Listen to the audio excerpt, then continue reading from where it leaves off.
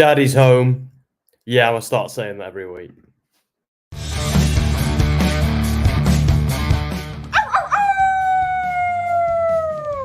Hello, this is Shotzi Blackheart, and welcome to Gimme a Whole Yeah! I hope everyone checking this out in Yorkshire and beyond is having a great day.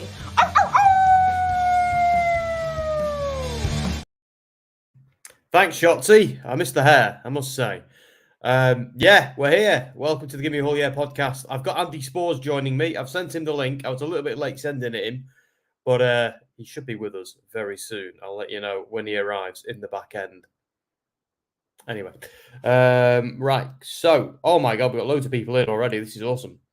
And it's tribute to the troops. They're doing this on an episode of SmackDown this year. They normally do it as a kind of a house show, don't they? So this is nice. I'm not going to lie. I don't know who the artists are. I know they've just announced them. But they make sense for them to sing the national anthem, doesn't it? If that's indeed what they're singing, I haven't put the sound on my other earphone yet. But I'll tell you what, as a British person, I didn't think I'd care at all when they sang the national anthem at WrestleMania. But like, it's a case of when in Rome, isn't it? And it was actually quite nice. So I actually prefer yours to ours, if I'm being honest. You know, yours is a little bit more earned, isn't it? But anyway, yeah, it was nice. So obviously tonight, CM Punk's back. I know he came back at Survivor Series, and we've seen him at on an episode of Raw. It's the first time we've seen him on SmackDown, which means it's the first time I actually have to do something like related to him. And I'm not. Everyone's heard my CM Punk rants. There won't be another one tonight. Oh no, Todd. No, it isn't. It's our haters. And no, I've got no beef with Charlie or and the fam, none at all. But you know, I'm a guy who's I'm a democracy guy, and again, we have democracy in the UK, very much so. But I don't know. They're a nice part of our heritage, but they are a relic of a time best forgotten. But that's just my anyway. There's lots of people who love them. Oh, and Andy's here. I'm going to bring him. I think he can bring himself in. I don't think he can. I'm going to bring him. No, he's saying no. He has no power. I'm going to bring him in. There we go. At the stage. Hello, you're here. That's weird, because give me like the worst kind of access. It's just like just crack on. I can't see comments. I can't see anything. Oh, really? Yeah, man. I don't know how to fix that. I'm sorry. It's all right. But yeah, I might have to speak to Dom and Anthony about that. They're in. I just work here. They're in charge of that stuff. So, oh God, we've got JBL on commentary. Oh, WWE, do we have to? But anyway, I'm not the biggest JBL fan. So let's see who we've got in. It's got Sassy in. Thank you for doing the housekeeping at the start, Sassy. That's appreciated. I don't know who that guy is, but he's incredibly handsome. We've got Mark, who's saying to us, Jay just tweeted yeet. I guess he's allowed to use it. I'll tell you what we are allowed to do, Mark. We're allowed to say it here all you want, but I'm 36. I've got no business saying words like yeet. So, but anyway. And yet Styles returned delayed again. Yeah, because he was advertised, wasn't he, Andy? AJ Styles. I know in the past he's expressed how important these tribute to the troops things are to him. So I think he always likes to be at them. But no, he must not be healthy yet. So we, wish AJ a speedy recovery. No, apparently he's good to go. Apparently it's a creative thing. They just want to bring him back at the right time, supposedly. Fair enough, I suppose. The show must go on. Tonight's pretty stacked, isn't it? We got that tag match, Randy and Cody versus the Bloodline. We've got this here with Santos, and the United States Championship thing. This is pretty cool. This is a hell of a stacked show, isn't it? Oh, and I'm back as well, so of course it is. And you're back, of course. Yeah, sorry, that's never mind. CM Bloody Punk. We've got you. Never mind. Grumpy Phil. We've got. Mate, I beat you to it at the start of the stream, and I might say it. stealing and I might shtick, say every week. That's why you send me it through at like 1 second. Hey, look, listen. I know, so I'm sorry about that. I was caught up watching Ring of Honor, but hey, look, this is going to be like Cornette and Brian last when they argue about whose show it is. We were on your show earlier tonight. We're on my show now, so I'm Daddy. You were Daddy earlier, but we're going to take it in turns to be Daddy. If you don't know, by the way, this is all a reference to Randy Orton coming back and saying Daddy's home, which we all found very. More like that uncle that you just can't hang around with anymore. You know what? Do you know why this really is close to home? Because, like, I don't know in America, guys, if you've ever heard of the comedian Peter Kay, but he has this bit where he talks about every family has an Uncle Knobhead, and in my family, no matter what side of the family I'm on, I am Uncle Knobhead for pretty much everyone, and like that is just something everybody agrees on, and I'm, I must have missed the meeting, but there we are. So yeah, they better not grow up calling me that. Invited to the meeting. If you're Uncle Knobhead, you don't get invited. That's why. Yeah, I suppose so. I found out my wedding day as well, but anyway, enough of that. So Normar's saying this is a much better look for Shotzi. See, I'm of the view. I agree with you, Normar. I actually think it is. I think it gave her. Like, that was her character, wasn't it? That was her thing that made her unique. But I do completely understand her reasoning for cutting her hair off. It was for a good cause. She's telling cancer to go and, what itself. So, and I think we can all get down with that. But it would be nice for her to return to the green hair because the spiky things, I don't know. She looks like Sonic the Hedgehog if Sonic the Hedgehog was on PCP. But anyway, but no, Shotzi's an awesome talent. I heard he was on speed. So you did I was going to make a comment about rings, but I won't. Hi, Todd's in. Hi, Sam. Hi, all. Hello, Sassy. Todd prefers our national anthem to his national anthem. I think it's a bit boring, Todd. Well, that's not their national anthem. What, God Save the King? No, as in the one that they opened the show with there. That's not the American national anthem. Oh, I wasn't listening. I was too busy yammering on. Was it America the Beautiful or something? Oh, is it? Oh, they did America the Beautiful. America the Beautiful's nice as well. Well, that's why they do it. Apparently, Vince is always a bigger fan of America the Beautiful. He feels like it's a nicer song. But I've got a bit of a soft spot for the American national. I think it's a very nice song. But I do find some singers try and put a little bit too much on that like final big note. And then it kind of comes crashing down like a Hulk Hogan song. But no, it's I think it's a nice national anthem as national anthems go. Oh no! So just for the record, guys, that wasn't me being poorly educated. It's just I had the sound off and I wasn't listening, and I assumed it was the national anthem. That's all it was. But yeah, I do know the difference between America the Beautiful and the national anthem. Not that any British person needs to know that, but I do because I am, a guy who does come to your country now and then and mainly to watch wrestling. But yeah, troops look like they're having a good time, don't they? Dominic Mysterio yawning. He's so good. I've always wondered with these tribute to the troop shows, when they do it specifically for the troops in like these house shows in the barracks and the stuff, like you can't be that much of a heel around the troops. You can't be that, you can't be a bit of a knob to the troops, can you? Because for starters, you're not going to leave alive. And secondly, it'd just be really disrespectful, wouldn't it? So they must have to like temper the heels somewhat and make it much more pantomime-y than normal, That's often what I've found anyway. I don't know, because this is like a mixture. So I don't know if they're just giving like a certain amount of tickets to the military or if it's legitimately just the military. I don't know on this one. Yeah, no, me neither. There's a lot of people in various uniforms, so I can assume they are indeed, the military. Obviously, the guys in khakis are definitely going to be.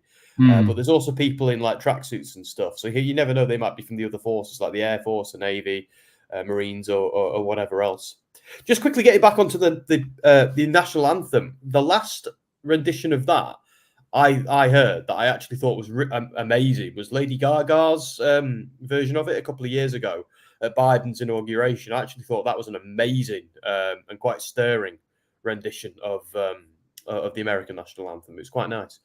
I'm trying to think you can't really do that with ours. It's I don't know. Enough about No, it. ours is like it sort of drones, doesn't it? It's Yes, not like a proper. Although saying that, the best I've ever seen, I know you're not a football fan. If you watch Euro '96 at Wembley, there's a very good rendition of "God Save the Queen," where the players are giving it everything as well. So it is possible that it can be quite stirring, but it's not. I wouldn't say it's a beautiful song. It's more of a clunky. Yeah. Yeah, and I think it like I don't know, I think we're gonna get into monarchy and politics, but anyway, but it's worth talking about. It's something you come here for the wrestling, and leave with the musical knowledge or critiques or whatever. So Sassy is saying, again, we haven't hardly addressed the elephants, the CM Punk shaped elephants in the room. So I will be muting Punk. That's all I have to say. If you have nothing good to say nothing. Everyone knows my feelings on CM Punk, and this is the thing. I'm not a guy who hates CM Punk or dislikes him or doesn't think he should be working or anything like that. My issue with him in the past is I feel like as a fan I've been let down. That has always been my issue, and I've been consistent with that. If he works here, if he finds this is the right fit for him and the rules in place to to maybe temper him a little bit, because let's be honest, the guy needs it. I think if Triple H has a good handle on this and there are things in place, then I'm all for it. I am. I'm just. Not everybody in life gets a second chance. Never mind a third and a fourth. And I think that's quite frustrating sometimes. But again, I want nothing for the best for AEW and WWE. And I've got no beef with him as a man, as long as he doesn't, hurt anybody in the workplace and things like that. But again, I enjoy CM Punk's promo. So I've got to say, if CM Punk's going to say anything, it's usually worth hearing, even if you're not a fan. Like CM Punk's promos are hella good. His matches are great as well. I don't think he's quite the best in the world, like some people say. He's certainly bloody good, though.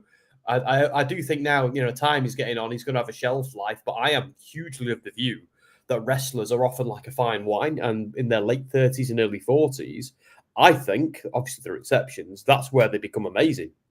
AJ Styles springs to mind. People like that, Cena, I just find with maturity, some wrestlers just find their sweet spot. That's just me. I don't know about you, Andy, if you agree with that. With which one sort of high, Sassy? What am I? Sorry, what do I not agree with? As in, do I agree the age thing. When wrestlers get to about like their late 30s, the early 40s, they have a tendency to just become really, really good, because that's when people start sleeping on them. And that's when I think they become amazing. Because there was that stat, wasn't there, a couple of Rumbles ago, where like there was only one person under the age of 30 who was in the Rumble, the men's Rumble anyway, and I'm sure it's something random like Otis or something. The whole thing about like professional wrestlers is they probably hit their peak or in their late 30s, arguably, because by that point they've actually gone through the independent scene, and then they've cut their teeth enough on WWE or AEW or wherever to be a dab hand at it. Until that point, it's very difficult to say, as a 20-something-year-old, can you really be amazing at something that you've only been in for a few years? Your body's still shaping, and then you have to take a certain amount of bumps to get into the position that you're in as well. So Dom's doing really well for himself because he's in a very common position. So there are exceptions to the rule. But I do agree. I think it does take we might see that shift with the way that WWE approach things now. They have their next in line program where they're kind of picking people up straight out of college. But even that depends on how quick they pick it up from the performance center, how quickly they go through NXT, etc. So, yeah, it's I personally do believe that's very much true at the moment. So. Yeah, I'm just going to let you vamp, mate. Well, I just quickly set up a vote because I've realised, Hassan, I'm so glad you're here, mate, because if it weren't for you, I'd be getting my wrist slapped tomorrow morning by Dom and Anthony. So, yeah, let's have a poll for these guys. And Mark, you're right to correct me, mate. It was LA Knight. I don't know who I said, but it wasn't that. Right, here we go. So, Sorry, would you like me to fill time while you're setting that up? yeah, if you wouldn't mind, mate, just tell us what you've been doing. You want to plug some stuff?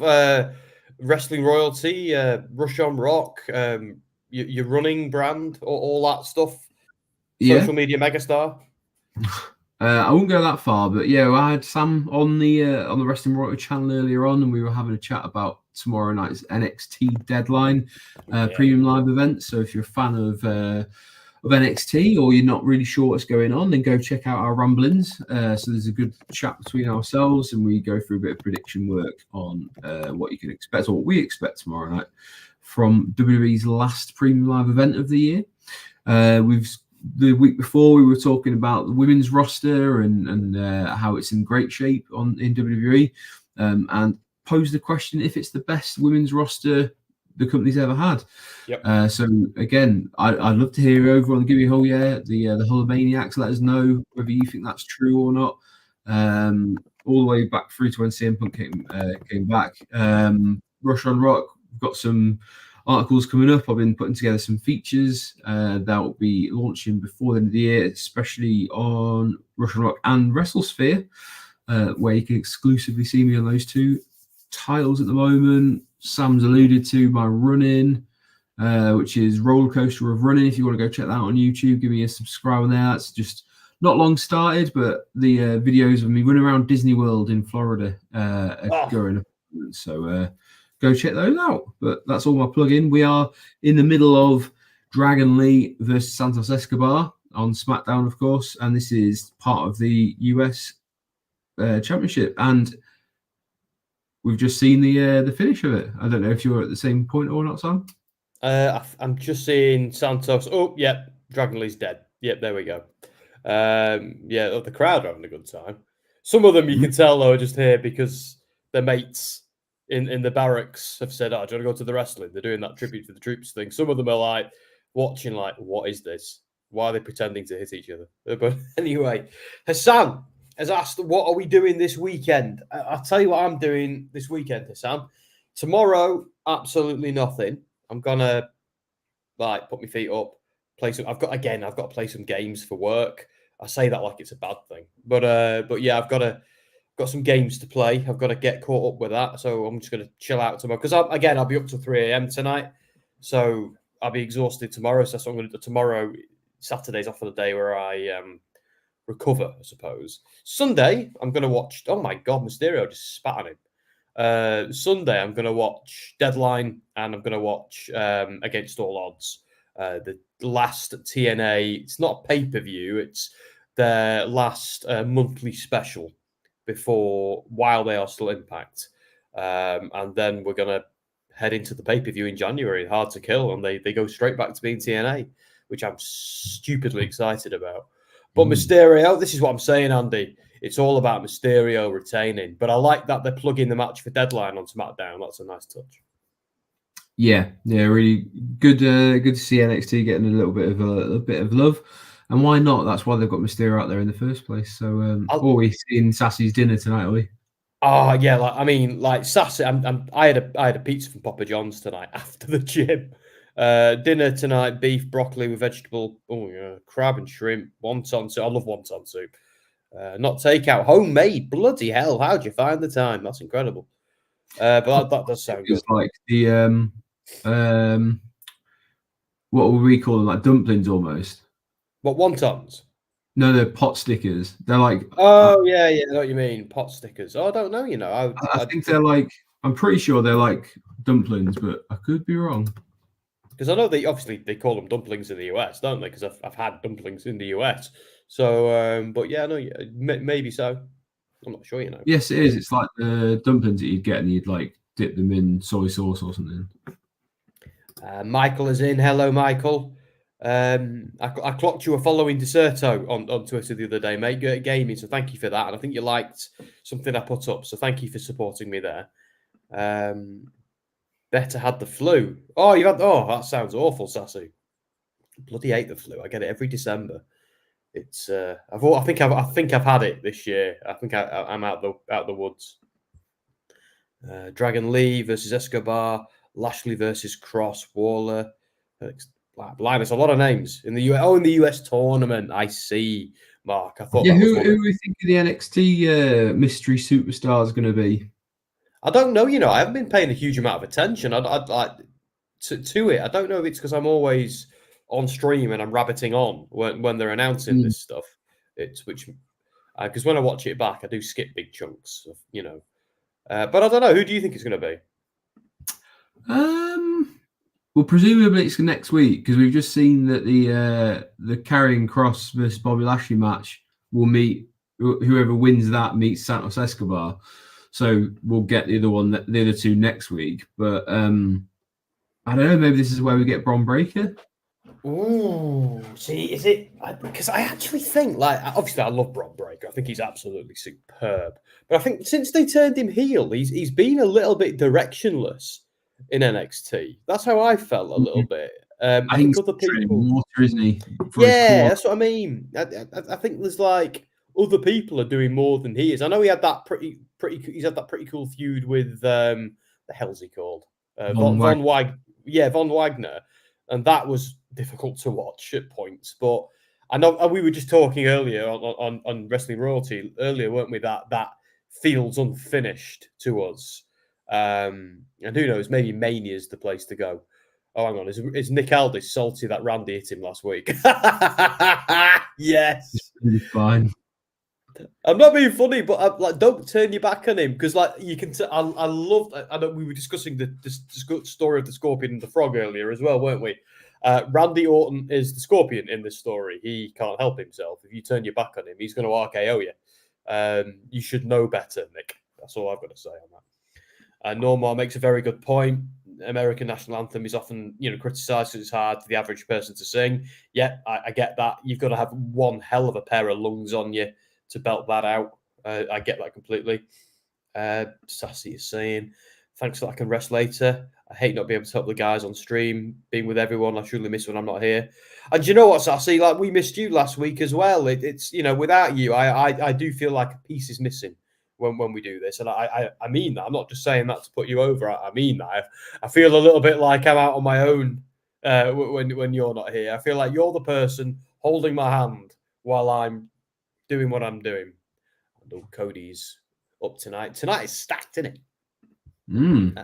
I mean, you can't have the American Nightmare not on a one for on the tribute for the troops. That's right. Very true. Yeah, that's very he's the company's top baby face at this moment in time. So yeah, he's got to be there. He's got to be there. Michael saying, question for Gimme a Hole Maniacs. Who's the mystery person in the NXT tournament? Oh, well, I was going to say Andy. Who's that? Yeah, I'm gonna. I with nothing to base this on, I'm gonna say it's Bron Breakker. I suppose so. Part of me just feels it makes sense having him there, but with the main roster. Yeah, you're right, Mark. I know I said Cody and Randy. I know it's you got to. I nearly just said, Mark. It's 1:30 here, but it's 1:30 for you as well, isn't it? I forget you're on this side of the pond with us. You're as mad as we are there, but that's okay. It's Sassy saying I'm retired and having to deal with borderline personality. Oh well, join the club, Sassy. Not the retired thing. My father-in-law is celebrating being semi-retired as of tonight, and we went out for a drink to celebrate after the gym. We have a very weird life, Andy. Our gym and favourite restaurants are all in the same complex where we are. So, we'll go and then burn a load of calories, and then we'll just go and put them right back on again 5 minutes later. It's quite a weird way of doing things. Makes sense to me, man. That's why I do the running. It's. I think it keeps us paying our fee though, because we pay our fee. That we feel good. We walk out and then we see bloody Papa John's and we're like, So it's a vicious cycle. But it's what are you gonna do? Imagine eating all that Papa John's without the gym. So I suppose it's facilitating it. I feel sorry for him because he needs help and he's too prideful and arrogant to realise that he could be such an asset if his mind was set straight. Sassy, I think that's something I've said similar things to that in the past. I remember thinking once I was over my anger after All In, this is CM Punk, of course. I remember just thinking to myself, this guy just needs to talk to somebody. He just needs help. Where's his wife at? Where's his friends at? Where are people at? You know, I'm not having a go at anybody there, but bloody hell, if that was somebody I knew personally, I'd be like, what are you doing? Well, you can't go around smacking people. So hopefully that head has been wobbled, and we can now start moving on. And it's weird, Andy, as well. Like him and Cody were both in AEW at the same time, and now they're both in WWE at the same time, on the same brand, because they're both technically going to be Raw guys, aren't they? So seems that way. How long was the crossover of Cody being there and CM Punk being there? It can't have been that long, surely. Nah, it was long enough for, you know, it was long enough, but it wasn't, as far as time goes, it wasn't a crazy amount of time. It was certainly less than a year, but it's still a thing, because I remember thinking, again, this is all speculation on my part, I don't know anything. I remember thinking for Cody, because Cody was struggling at that point in AEW. The crowd were urging him to turn heel, and he even went and cut a promo saying, "I'm not turning." It was like, oh, dude, come on now. But I remember thinking, oh, there are now just too many people in front of him in the line. When CM Punk coming in, went right to the front of the queue. Of course he did. He's CM Punk. So has history repeated itself here? But I do like the idea of everything with Punk. Look at Undertaker chucking that guy. Looks like Matt Hancock. I love the idea of CM Punk feuding with Rollins, though, and staying away from the Roman Reigns Cody picture, because that story doesn't need any additional, that recipe doesn't need any more ingredients. At least not yet on where we're going. Otherwise, I'd be all for it, but I really don't want someone to come in and swoop it away from underneath what's been working so far. That's just me. So I was just checking what you were saying there. So Punk joined AEW on August 20th, 2021, and Cody joined WWE on April 2nd, 2022. And that's not when he left AEW. That's when he joined WWE. And so there was a little bit of time, wasn't there, between him being gone and not being nowhere else. Not February a lot, 15th was Cody's last match in AEW. Wow, so it wasn't long at all, really, was it? No, because there was like a little bit of speculation, wasn't there? But not loads. It was like March before the speculation hit in that Cody was going to join. But Sassy saying, "Hey, I still work, but volunteer as a mentor to the younger generation, therapy and advocacy." You're a busy person, Sassy. I don't know how you do it. Although I'm going to be the sort of guy who never retires. I think that's the problem with our line of work, Andy. Once you're a writer for life. There's no getting out of it. Yeah, that itch just needs to be scratched all the time. It does. I remember just thinking, like, because obviously my ambition is to write a novel and sit back and get fat on my royalties. But that's my ultimate ambition. Never mind WrestleSphere or any of that.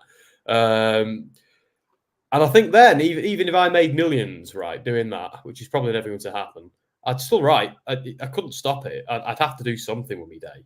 I would like a year off, though, to catch up on all the video games I'm never going to get to play. That'd be good. And when that happens, Andy, we'll all go back to WrestleMania, and I'll pay for us all. That'd be nice. Said it. Well, on your royalties, or like we'll win the lottery or something. No, mate. If I shall we make a pledge here, because we both write fiction in our spare time. So if the first one of us to make it big, we'll take the others to WrestleMania. What do you reckon? Yeah. Because I've got faith in us. I think we're going to do all right. I think we're both talented guys. We can get there. We're both good at what we do, but I don't know if my niche is quite blowing up, but we'll see. Chris is in. Hiya, Chris. Happy birthday to Billy. She turns 19 today. See, is this Billy Starks, who is involved in an awesome storyline in Ring of Honor. I popped out of my shoes when she attacked Athena the other night. Like, I knew it was coming for a while, and I'm kind of glad it wasn't a heel turn, and I'm glad that Billy just snapped and brutalized it. And I've just watched some of their most recent episode, and Athena's kind of got a revenge, so I'm kind of looking forward to the pay-per-view next week to see the blow-off of that. I don't think this is Billy Stark's time, but I'm into it as a story. Out of all the stories in Ring of Honor right now, this is the one that's got my attention. So yeah, well done, Ring of Honor. And Sassy is saying they are dumplings made with rice wrappers. There we go, Andy. That's what they are. And oh, yeah, it's probably time to change the scroll on the banner. There we go. You can, if you want, Andy. If I ever forget to do that, you can just shout it out and tell me. I don't mind. I was trying to do it on the D. You were trying to be professional. I know. You were trying to not make me look stupid, but it's okay. And you would have gotten away with it too if it wasn't. I know. Well, that's why I deliberately threw myself under the bus, because I'll never learn otherwise. I don't think we need a scroll for Cody. We all know Cody's there and who he is. Oh, look at that. They've all got the little flags. He's over as we're over, isn't he? And it's just proved that him going there was the right call, because again, he was, like we said, he was struggling in AEW, wasn't he? I've got to say, I rewatched the match from WrestleMania, and the longer it's gone on, the more I think it was the right decision. Yeah, I've said that too. I know at the time we all felt a little bit. I can't even describe to you all what it was like in that stadium when that happened. I had Dom on one side of me, just like open mouth, and absolutely, I can't believe they've just done that. I had Anthony on the other side, just absolutely laughing his head off, just could not contain himself. He was like, "This is incredible! I can't believe this has just happened. Oh my god, we're now going to get another year of that exact same match." And I was like, "Oh, dude!" And at the time, I was like, I disagreed with that, because yes, there's a formula to the Roman Reigns matches, yes, but every single one of them I've ever watched since he's been the champion has had some amazing storytelling. So I'm all right with it. Am I getting a little bit fatigued with it? Yes, a tiny bit. But I also understand why they're not making Roman wrestle every week, because it's making those matches more special. And if they did it at every single bloody pay-per-view now, it would really get old really, really fast. But it does need to come to an end sooner rather than later. But yeah, I can't even describe, like, we were all a bit shell-shocked by that. But like you, Andy, the longer that's gone on, and the more the things have happened with Jey Uso and stuff like that, now, yeah, it's starting to make a little bit more sense. I think in an ideal world, they could have done something like that at SummerSlam and then had him win at Mania, because I do think this year is starting to feel quite long now with this bloodline stuff, and I feel like it's kind of not fallen off a cliff, but it's trailed off a bit. I know that's deliberate, because they want us to sort of forget so they can build again to Mania. So I get it, but I do think they've lost a few people along the way, and it's lost some momentum along the way. Do you remember how invested we were in the whole Sami Zayn thing? Like when Sami Zayn had hit him with a chair. Bloody hell, I haven't been that. I don't think I've jumped up and been at the edge of my seat quite like that in a long time. I don't know about you.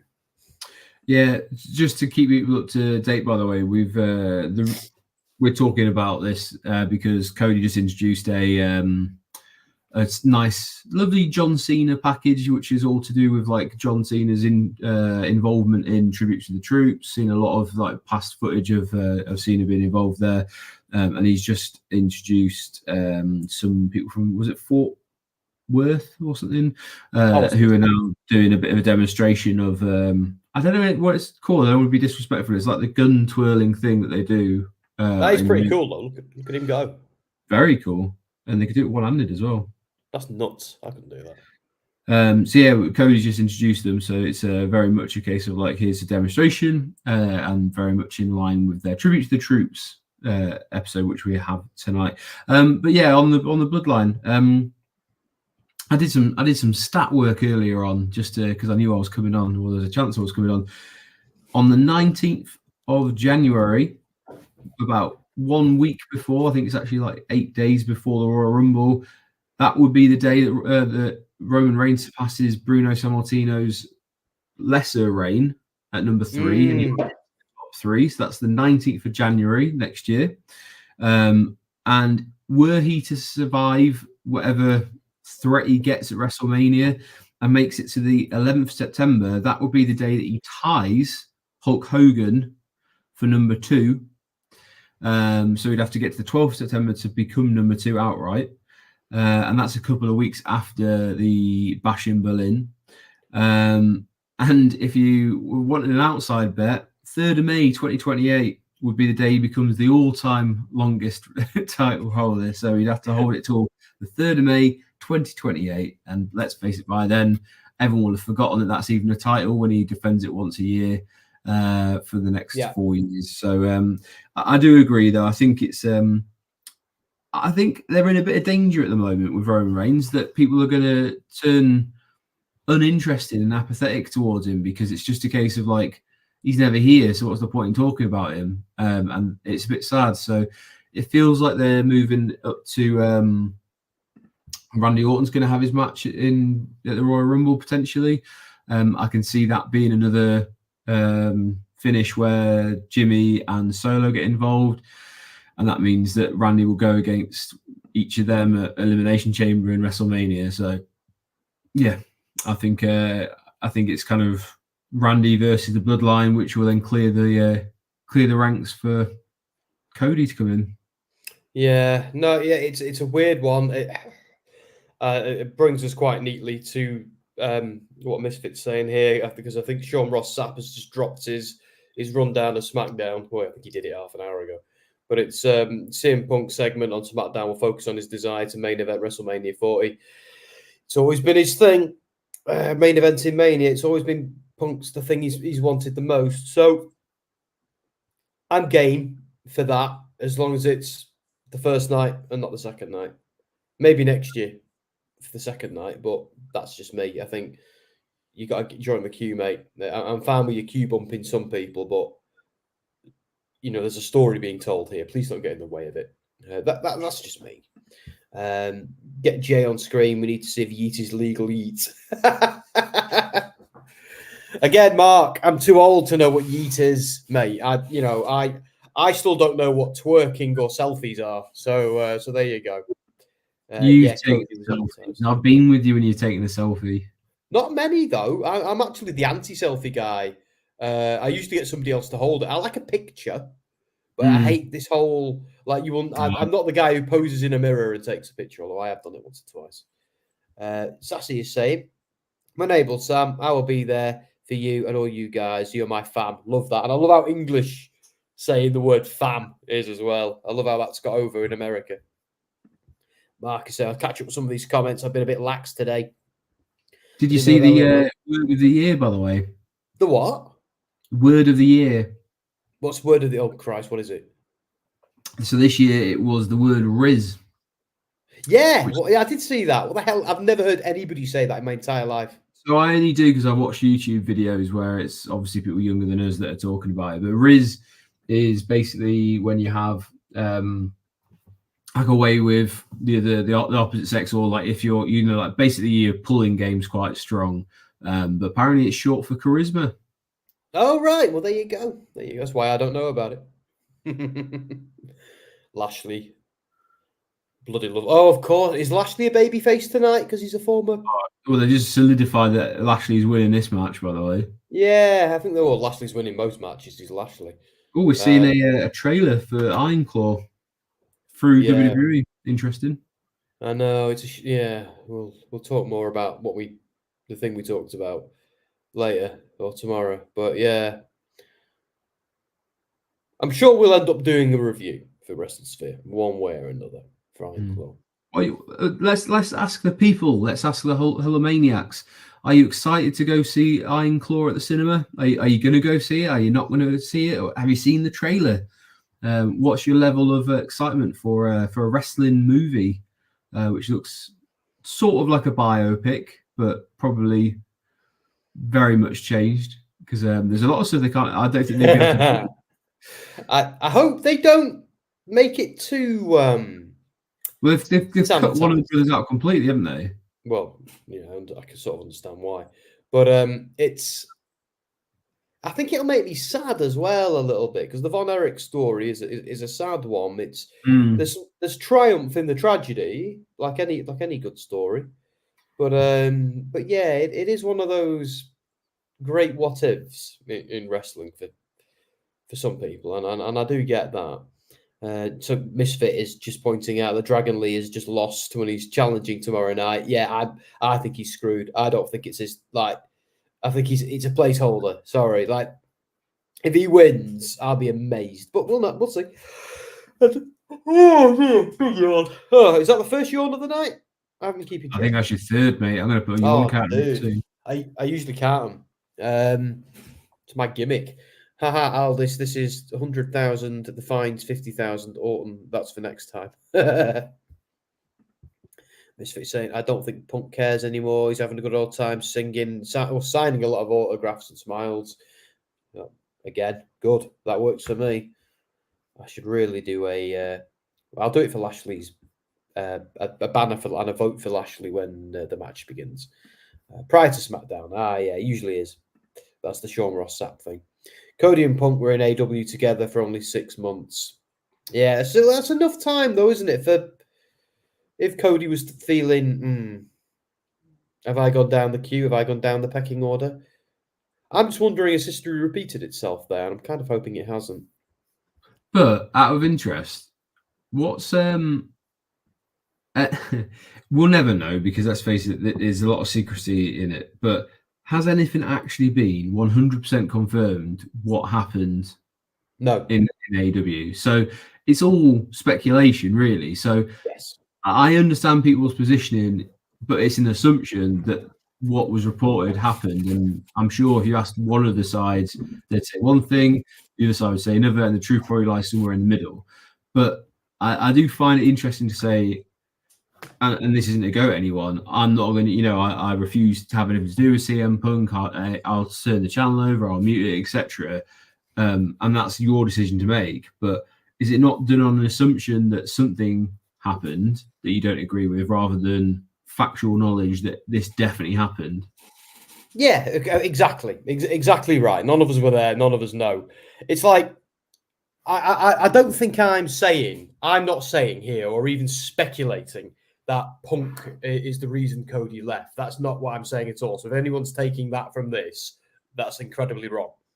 What I'm saying is, was Cody already feeling I might have been the guy here, and I'm not, because other people are catching fire, because lots of people are catching fire around that time, and then Punk comes in, and does that not naturally move you down the pecking order? Not because there's any beef or anything like that, but it's like that in every workplace.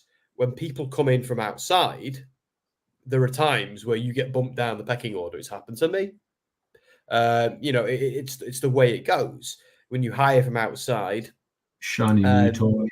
Yeah, shiny new toys. And like that will, no matter who you are, in what workplace, that will motivate you to either go or stay one way or another. It will factor into your decision, no matter what you say publicly about creative and things like that. But again, Cody's been quite... Again, Cody has said it's what it's not to do with, and he's been very, very, very cagey about what it is to do with. I didn't agree with the direction creatively. Well, mate, you were a VP and you're one of the company's founders in terms like creatively, and you had a lot of say as to what you could do. Like I'm definitely of the view that there's more to it than we know. But I'm not interested in ever knowing what that is because it's not my business or anybody else's business. And as you and me always say, Andy, what we always agree on is dirt sheet stuff is usually bollocks. Or it's very rare that something's reported by a dirt sheet and it turns out to be a stone cold fact. How many times? Yeah, look at CM Punk returning. A lot of them got it wrong. Yeah, and here's the thing: like people like you and I, if something's going to happen, you and I are fortunate enough to be on the receiving end of press releases and know about stuff. From I know WWE, it's everything's from their point of view, and sometimes you've got to go to external sources to get the truth because the corporations aren't going to tell you everything. But when that with me, I'm the amount of times. We get information, we hear something on the internet, and then I see a press release of something which is factual, and I'm like, this is absolutely hilarious that you know that the amount of speculation in these dirt sheets, and it's like we have to tell some of our friends sometimes, don't we, when we see stuff in WhatsApps and stuff. It's like, mate, where's that come from?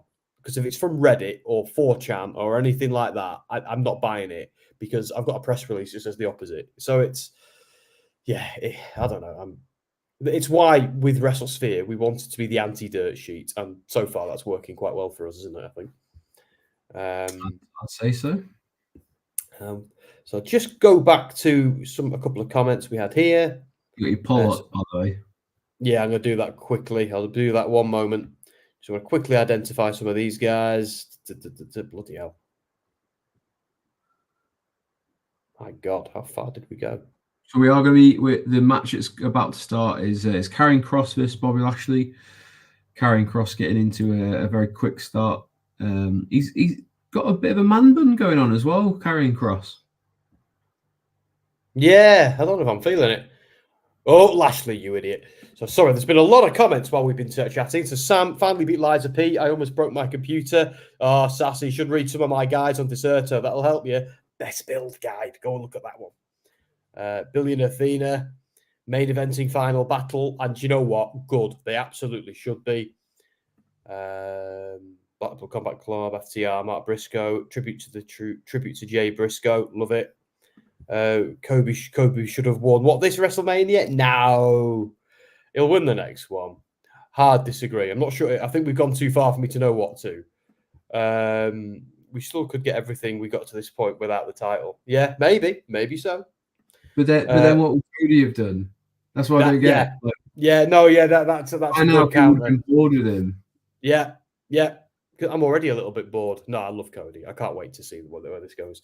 Fans are going to hate me, but Cody isn't all that. I like the guy. I even met him a few times. I just don't see the hype for him, in my opinion. And Michael, you're entitled to it, mate, because it's a subjective one. But I love Cody. I'm a huge Cody fan, and I actually think him coming back to WWE was hell of the right decision. It really, the proof of the pudding has been in the eating with that one. I do think he is someone they could build a brand around. And I dare say more than CM Punk from a longevity point of view. But anyway, let's quickly do that poll. It's one of the hardest things in wrestling, by the way, is to get over as a babyface. Yes, agreed. Especially like a white hot babyface, because it's so easy to get people to hate you. Like you can say one thing and people will never forgive you for it. But to build up the level of sort of fandom that he's done over the past year, that's what his after WrestleMania all of this year has been about, is building Cody up, and they've done such an incredible job in his presentation of let's make him someone that you can root for, because I think WWE hasn't had a massive babyface before for a long time, and I think not like this to the level he is right now is arguably. Maybe Cena was the last time they'd done this. Yeah, probably.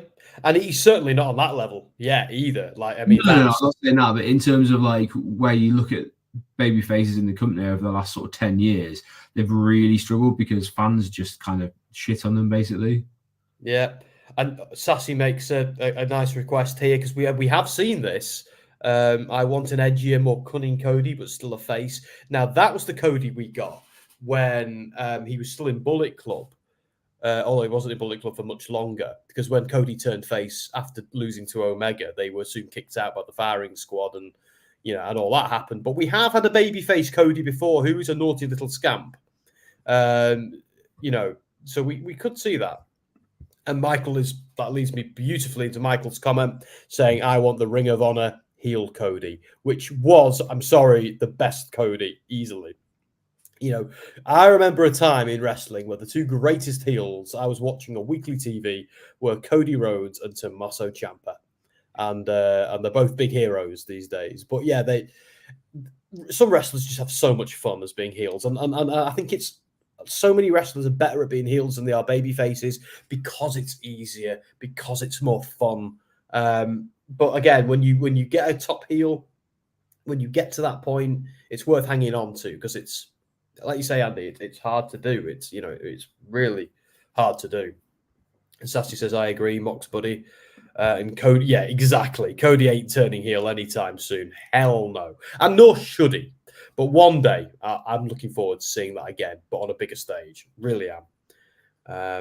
Yeah, and Cody's a heel as his best version. I think that's true. But I am very invested in seeing him become the top babyface in WWE. I'm flipping it.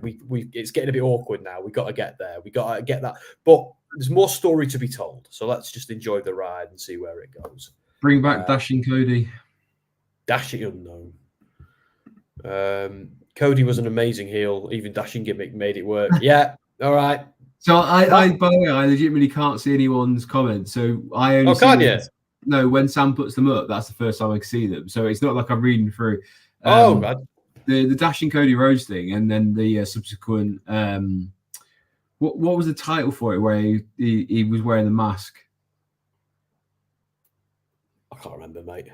One where he was wearing the mask and he'd come out and he put paper bags over people's heads was. Oh, I can't. Again, I know it wasn't that long ago, but it feels like a million years ago to me.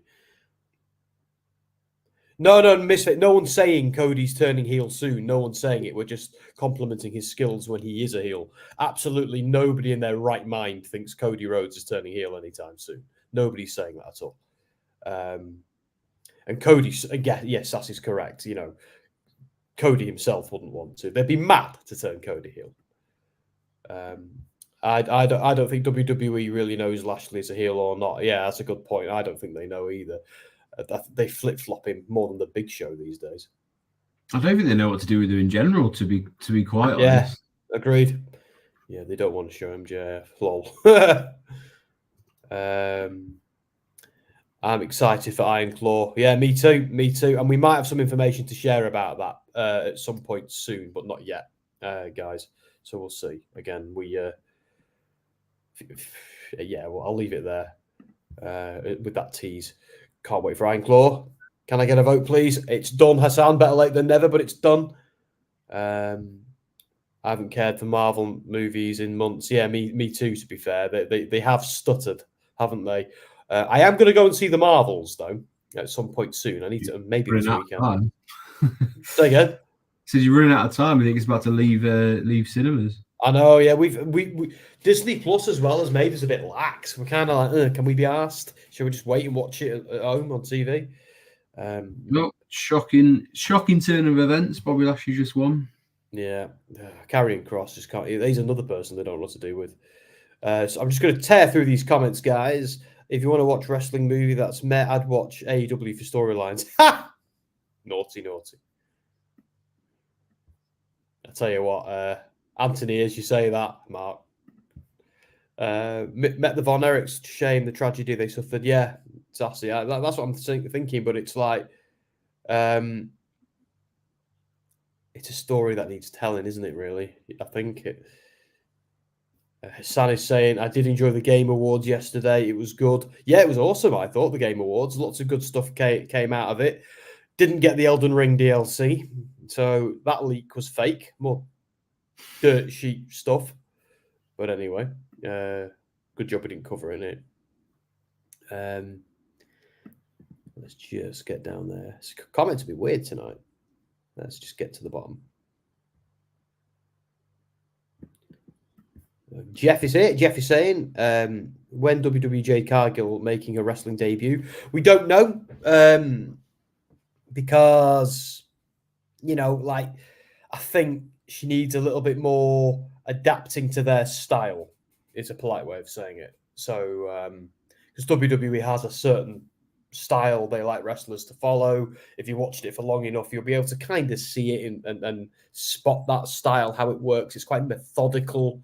It's everything. They let a lot of spots breathe.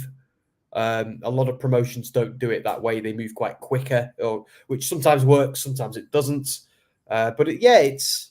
I think Cargill is actually quite well suited to the WWE style.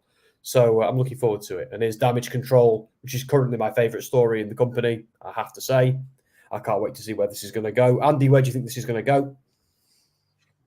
With Damage Control, yeah, I still think Dakota's going to be the sort of leader and the mouthpiece for it. when it happens.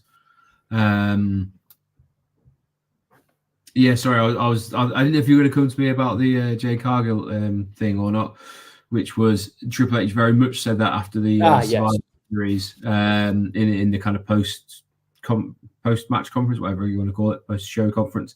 CM Punk returns next on SmackDown, but yeah, he did. He was very political in how he said it, but he basically said when she makes her debut, we want her to be able to knock anything out of the park that she might come up against and be kind of ready for it, which is definitely another way of just saying we don't think she's quite ready yet to be thrown out. So it was very well said. Triple H has proved many times that he's adept to talking in a way that puts people across and kind of protects them. So I think it was very, very well said. But yeah, in terms of damage control, I think they are going to try and keep this alive till just before the Rumble. And I think we could well see someone like Bayley win the Rumble and then have her chance against EO at WrestleMania. But has to happen.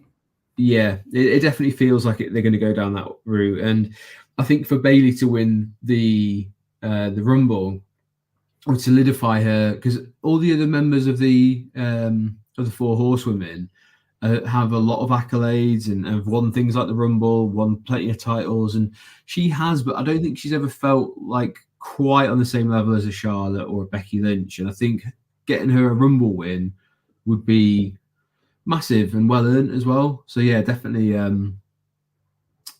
her winning a Rumble, and it will well deserved if she does. I agree. And Michael, his iPad's dying, so he's got to go. See you later, Michael. Thank you for being with us. Misfit agrees. You know, the whole Becky IO at Mania works for me. I love the idea of something going wrong around the Royal Rumble time, and then them to I've been calling them Kabuki Sky Pirates. So then Kabuki Sky Pirates with Dakota kind of just turn on it, and I love the idea of IO coldly saying something and then Dakota translating it for Bayley, but by the time she's translated it and it's hit home, they're on her. And I love the idea of IO just being this Ice Queen leader of a heel stable of these, phenomenal Japanese wrestling, warriors, with Dakota as their, translator, the almost a mascot, someone who can be, their Paul Heyman. I love that idea, and I can't wait to see where this story goes. They might swerve us, but I think that's where it's going. The whole Bayley being on the outs, and is it going to turn Bayley face? Because I do quite like the idea at the moment that Bayley's got no friends other than Damage Control, and when she's out, it's like the whole thing with MJF at the moment. No one's coming to MJF's rescue in AEW because he's been such a dick for so long. And it's actually it's a really good story, because they're not letting, so often in wrestling, especially WWE and AEW, they forget all the horrible things a wrestler has done. Like Rey Mysterio and Seth Rollins were buddy a while ago. This Rey and Seth. I was like, weren't you trying to take his eye out at one point? It wasn't even that long ago. So I don't know. I like it when things you've done in your past in wrestling have consequences, and continuity matters, because so often it doesn't. The most egregious example for me in recent time is QT Marshall in WWE saying the bunny, Brandon, the Blade's wife was his girl. And then that story went nowhere. And then a few weeks later, he had his wife out on the show and was saying, I've been married to that woman for 10 years. And I'd be like, what was all that stuff with the bunny about? It's like, people have memories, Tony Khan and Vince McMahon. Just because you guys don't, and you don't remember anything, doesn't mean we don't. Jesus. But anyway, enough ranting from me. So, where are we with comments? Misfit is saying, I'm ready to see Asuka eat another L to Charlotte. Sarcasm. I can't handle any more of that. I was furious when Asuka lost at Mania. I was absolutely furious. Becky and Bayley, the only people make sense to win the Rumble this year. I agree. some wrestling fans need to smile and have a nap, a bottle. Childish, tribal, arrogant, and heartless. I think you're right there, Sassy. Tribalism in wrestling just gets my goat. You can watch more. Have you ever had a situation, right, on social media where you've got a WWE guy and an AEW guy going at each other, and you just say, I like watching both, and then they both get annoyed and they turn on you? It's amazing. It's incredible. It's like the one thing they can agree on is you're worse. You, like who has the audacity to watch both, you are the ultimate scum. You know, not the person who watches the other product.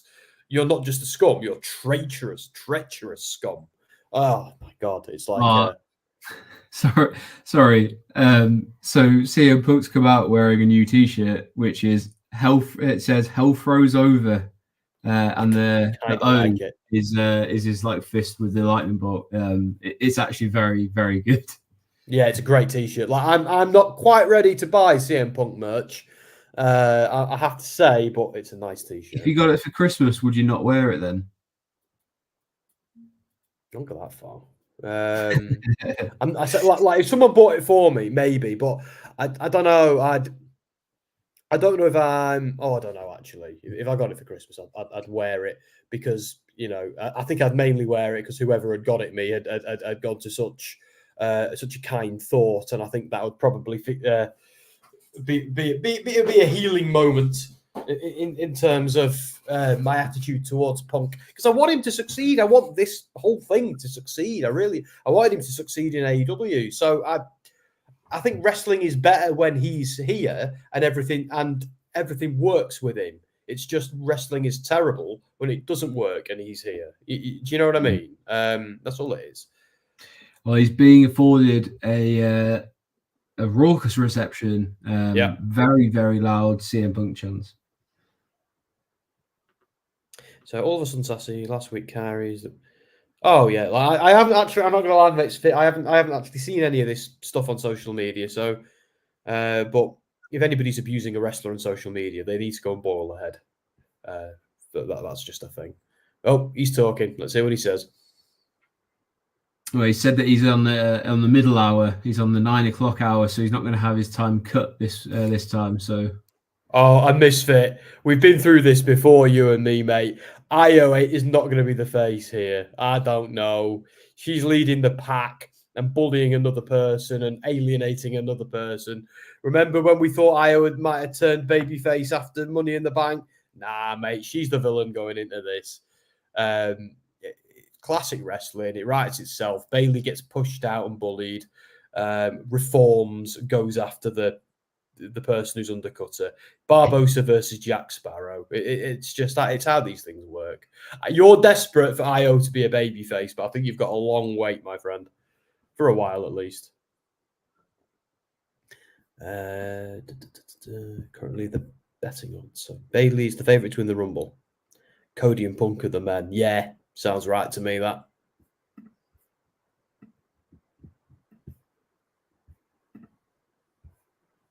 That sounds good to me, Sassy.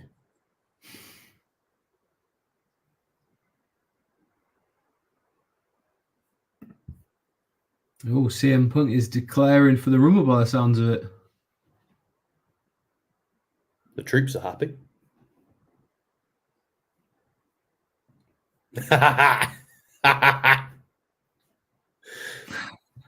What are you going to do, Sassy, if you get one? So even I'm tempted to buy you one now.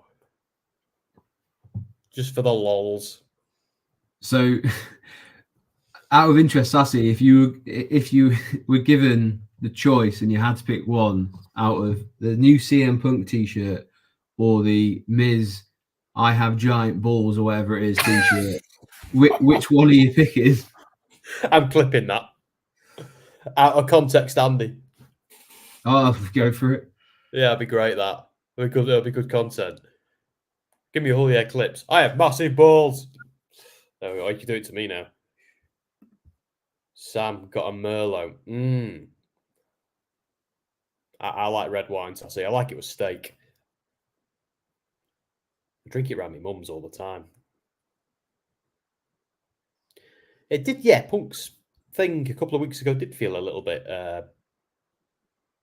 Oh, short and sweet, didn't it? I CM thought Punk was playing saying safe. he's about to become the spicy CM Punk you all know and love. No, please don't be too spicy, Punk. Please don't be too spicy. How about we just stick to mild for a while and build up our tolerance again? Why don't we have you as a chicken korma for a bit, and we'll build up to gel Frazee? What do you reckon? CM Punk asking, who do you want me to talk about, not what do you want to talk about? That's not how this works. I've been saying that to Cody for years. What do you want to talk about, Cody? That's not how this is. You know, when he first said that, I think he said it off the cuff, and then it just kind of became a catchphrase. Possibly. I remember reading. Oh, he says, would you like me to talk about Cody Rhodes? Because I have some stories with a smile on his face. And now he just said, would you like me to talk about someone who's not here? Yeah, see, they're pushing it now a little, like, deliberate, like, in a safe way, but the criticism of his last promo there. Addressing Roman Reigns? One a week if you want, Punk.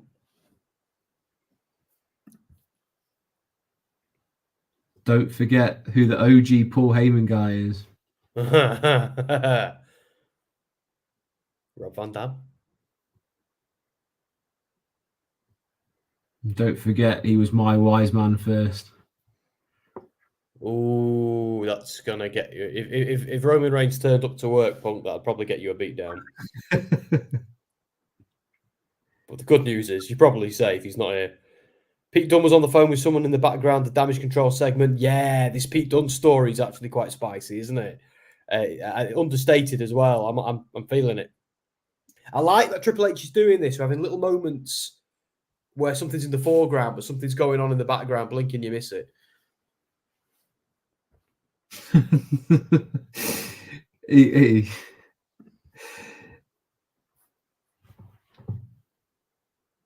I don't think. Are we at the stage where Heyman can come out and are we at the stage where we can interrupt him, or do we need a few more weeks?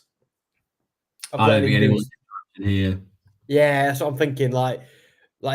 Hey, if it was like Heyman, would be a great person to interrupt. But I'm thinking like for the next few weeks, they are just going to let us have until medium hot Punk, aren't they, for a while?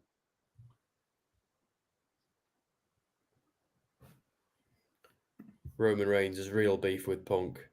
Well, he still made that he didn't move the needle comment, didn't he? I always thought that was quite a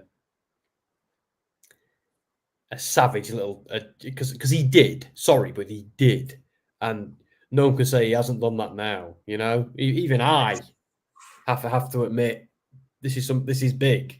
You know, planting seeds for down the line for Roman and Punk. Yeah. Interesting.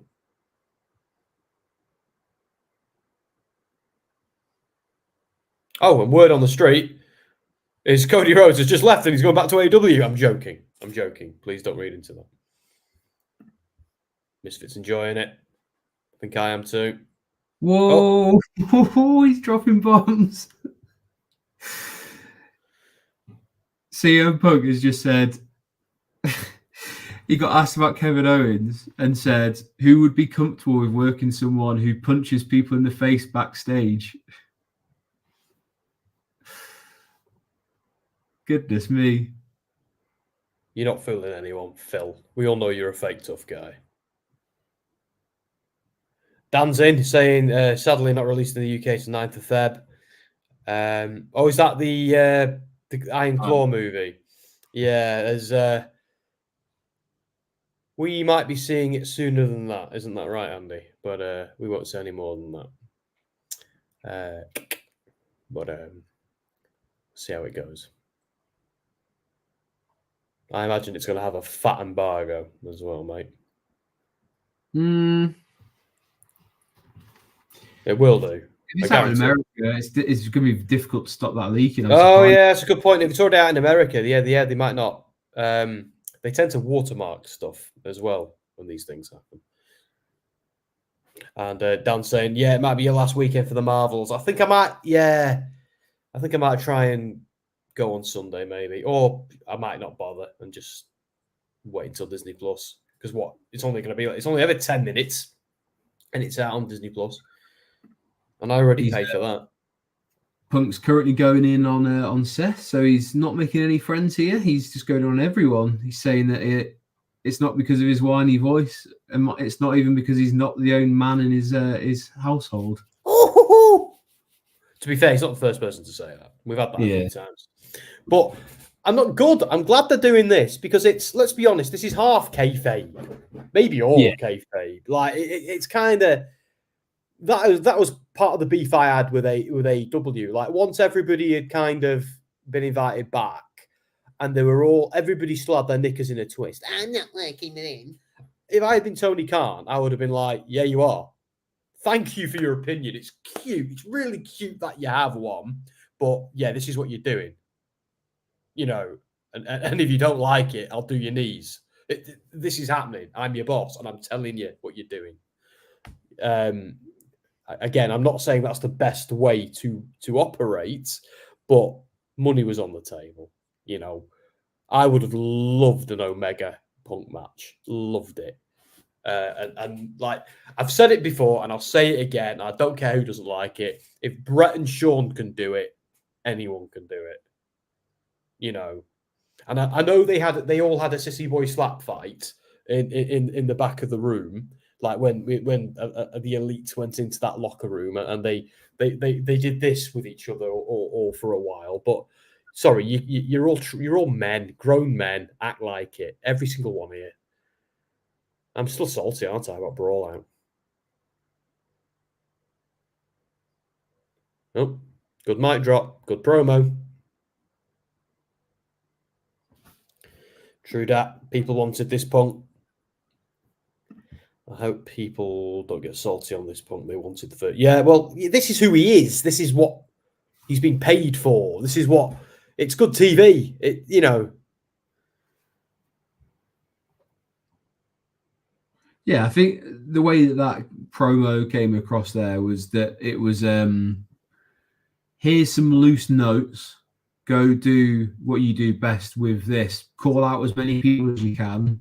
Name drop people. Get people excited about who you might be signing with, who you might be fighting, and make sure you drop in that you want WrestleMania. I think that's they just there's your cliff notes. Go do what you want with it. Yeah, and. To be honest, that's probably the best way you can deal with CM Punk because you don't want to dilute him as much as you can. Is like let him be who he is, which is he is going to be sort of spicy or prickly, and that's what you do want to see. So it would be so stupid for them to do anything else. So I'm glad they've let him do that. And social media, I'm sure if you went on Twitter now, would be buzzing around some of the lines he's just dropped there. There's a lot to unpackage. That'll do great numbers for the socials for WWE as well. But yeah, he's put his stake in the ground and he wants the WrestleMania main event. I think he'll get that on the first night, but not the second night. And it's more likely to be Seth than anyone. But yeah, interesting. Yeah. This kind of Punk can get away with saying stuff, but not get in trouble. Yeah, exactly. It's about... This is how it is. You call out your opponents, they get annoyed, and you fight about it. That's what this is. That's the whole product they're selling here. You know.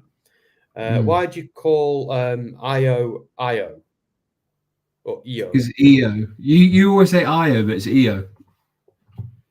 Why'd you always call EO? What, me? Yeah. So what do I call her? You say Io, but it is. Are you supposed to say EO? EO. Looks like IO to me. You say IO Sky.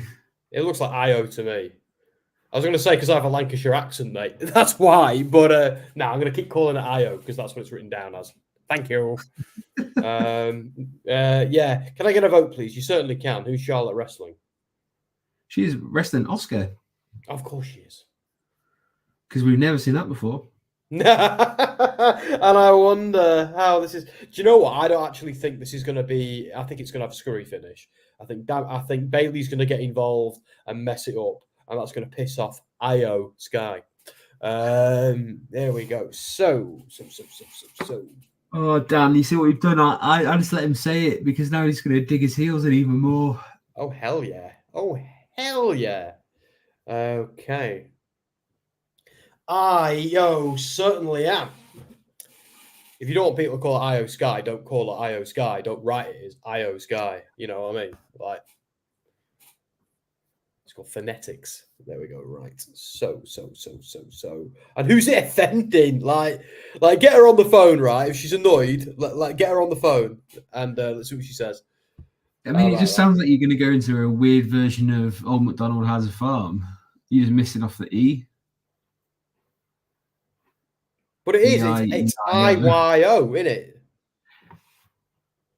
Is it not? I always forget because originally, was it in NXT? She was literally just IO, and then they added the Y in, or is that what it is now?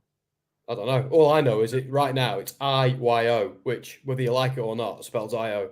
Like there's no debate. That's what she's called. I mean, she's still Io Shirai to me, so it's. I think it's pretty much the same thing as well. What Shirai? Yeah, Shirai. I was way more of a fan of Io Shirai than Io Sky. I must say. So let's have a poll. So who wins? Yeah, I enjoyed that CM Punk promo for what it was, and also I love the fact that he dropped NXT in there, and that he's going to have a chat with Shawn Michaels. I mean, in what world does CM Punk only sign for NXT though? That's taking the piss a little bit. But let's not forget, in recent weeks we've had times where they've kind of panicked a little bit about being counter-programmed, programmed alongside AEW, and they've got the Undertaker back, Cena back, and they've done all this weird stuff. So who knows if Punk isn't the next thing they do? I'm game for that. I don't mind. He might turn up in Bridgeport, Connecticut tomorrow night, I guess.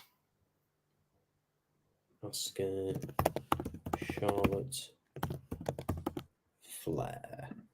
I half suspect, by the way, I'll make a prediction that he doesn't sign for anyone on Monday, and he actually just says, "I'm CM Punk and I go where I want." Yeah, it wouldn't surprise me either. But I do think, that would be a great way of doing it. But I think it'd piss off a lot of people, fans and fellow performers. I think they're putting him on Raw, and this whole Seth Rollins thing goes all the way till Mania.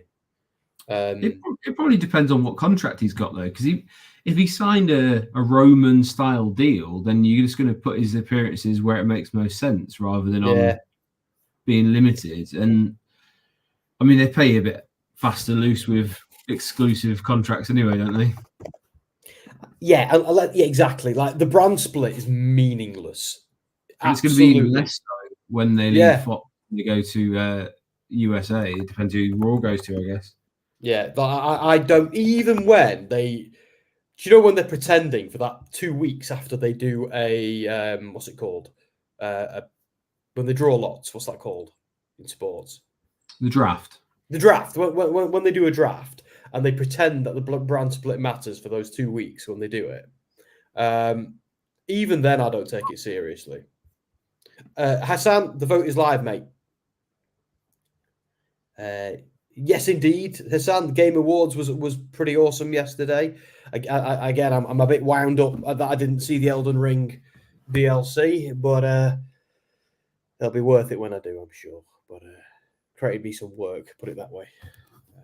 Back with mac and cheese. Oh, yes. So just before the Oscar and Charlotte Flair match started, we had some evening of the odds where the rest of Damage Control has been taken out by, I think it was a combination of Shotzi, Bianca, Zelina Vega, and Mia Yim.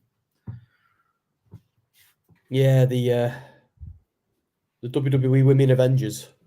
I was about to say, it's not very often that you see Kairi Sane outside of the sort of like pirate getup that she had, but I thought she was looking great in a sort of street clothes. Is that what you'd call them? That sounds the wrong thing to say about women, but no, yeah, I know what you mean. Yeah, she has this. The heel version of her of Kairi Sane does tend to kind of wear these cool like tracksuits. Like, did you see the outfit she had on a few weeks ago, which was deliberately inspired by Resident Evil 1.5, a game that never actually came out. It was a pre-release version before they fully decided what the game was going to be, where they had this awesome tracksuit on the protagonist, and they brought it back in the Resident Evil 2 remake a few years ago.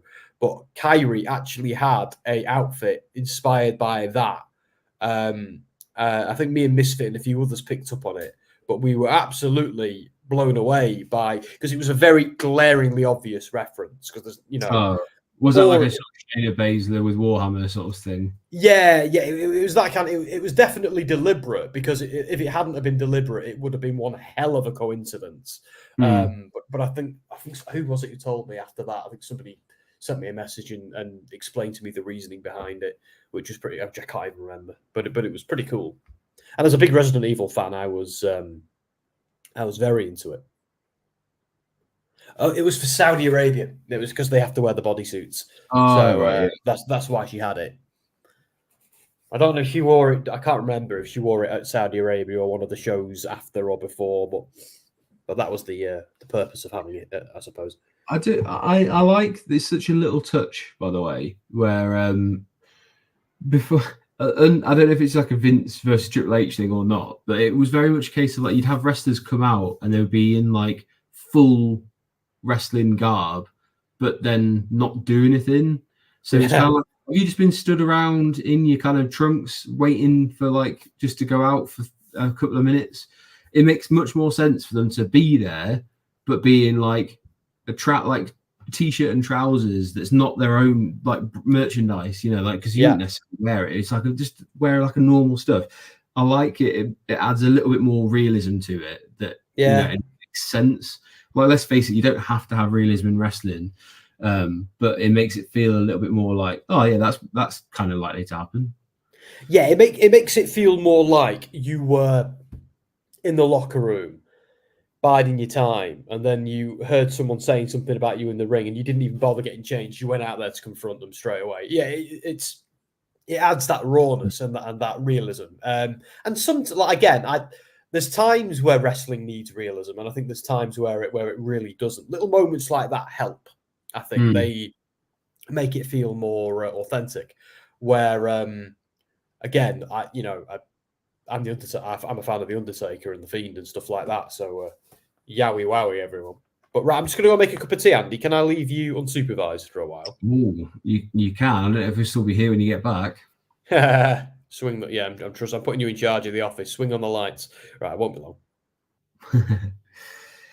The inmates are running the asylum. I would love to say I could bring up some more comments, but because I don't actually have access on this one, we'll try and sort that out for future episodes that I'm on. But feel free to flood the comments, because it'd be really funny when Sam gets back for him just to see like 50 comments ready for him to talk through.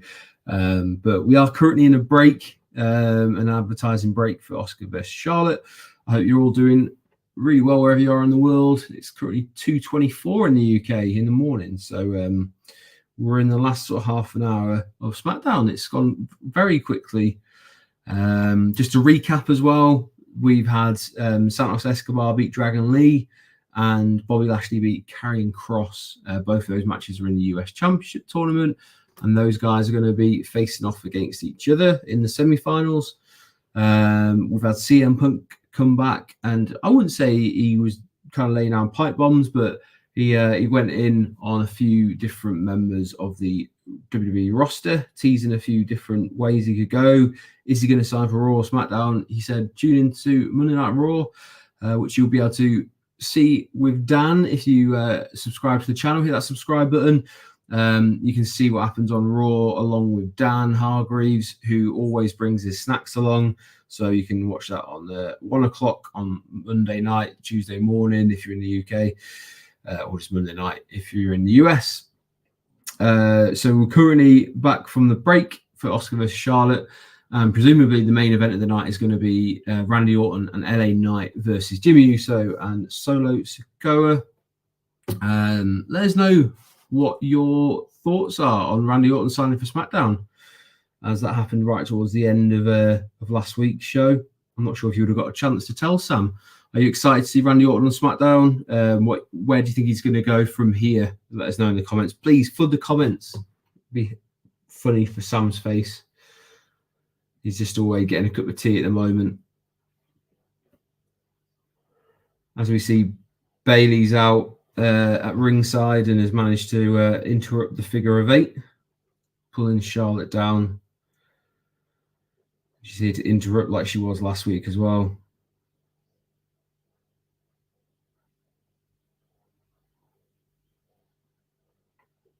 Charlotte hits her just as so Asuka picks up the win with a roll up. So Bayley's interruption actually helped this week, even though she did get punched in the face by Charlotte. But yeah, Bayley's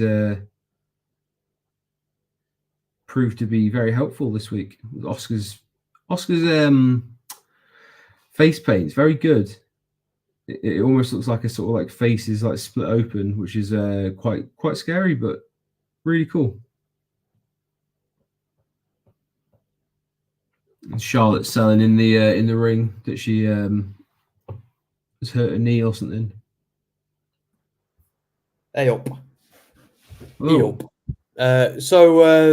What did I miss there? I saw Bayley cackling like the Wicked Witch of the West. Well, similar to last week, she tried to get involved, and this week it actually worked. With Asuka got a roll-up win. I've realised as well, Andy. You know when I said before you've gone quiet? It's actually me on the wire of my headphones. It's actually not you. It wasn't coming from your side. It was coming from my side, which is probably why I couldn't hear you, but everybody on the chat could. So there we are. Punk looks like a little boy who's just been been made head boy. He's like, "Oh, I'm so happy. Thank you, Mr. Nick Aldis."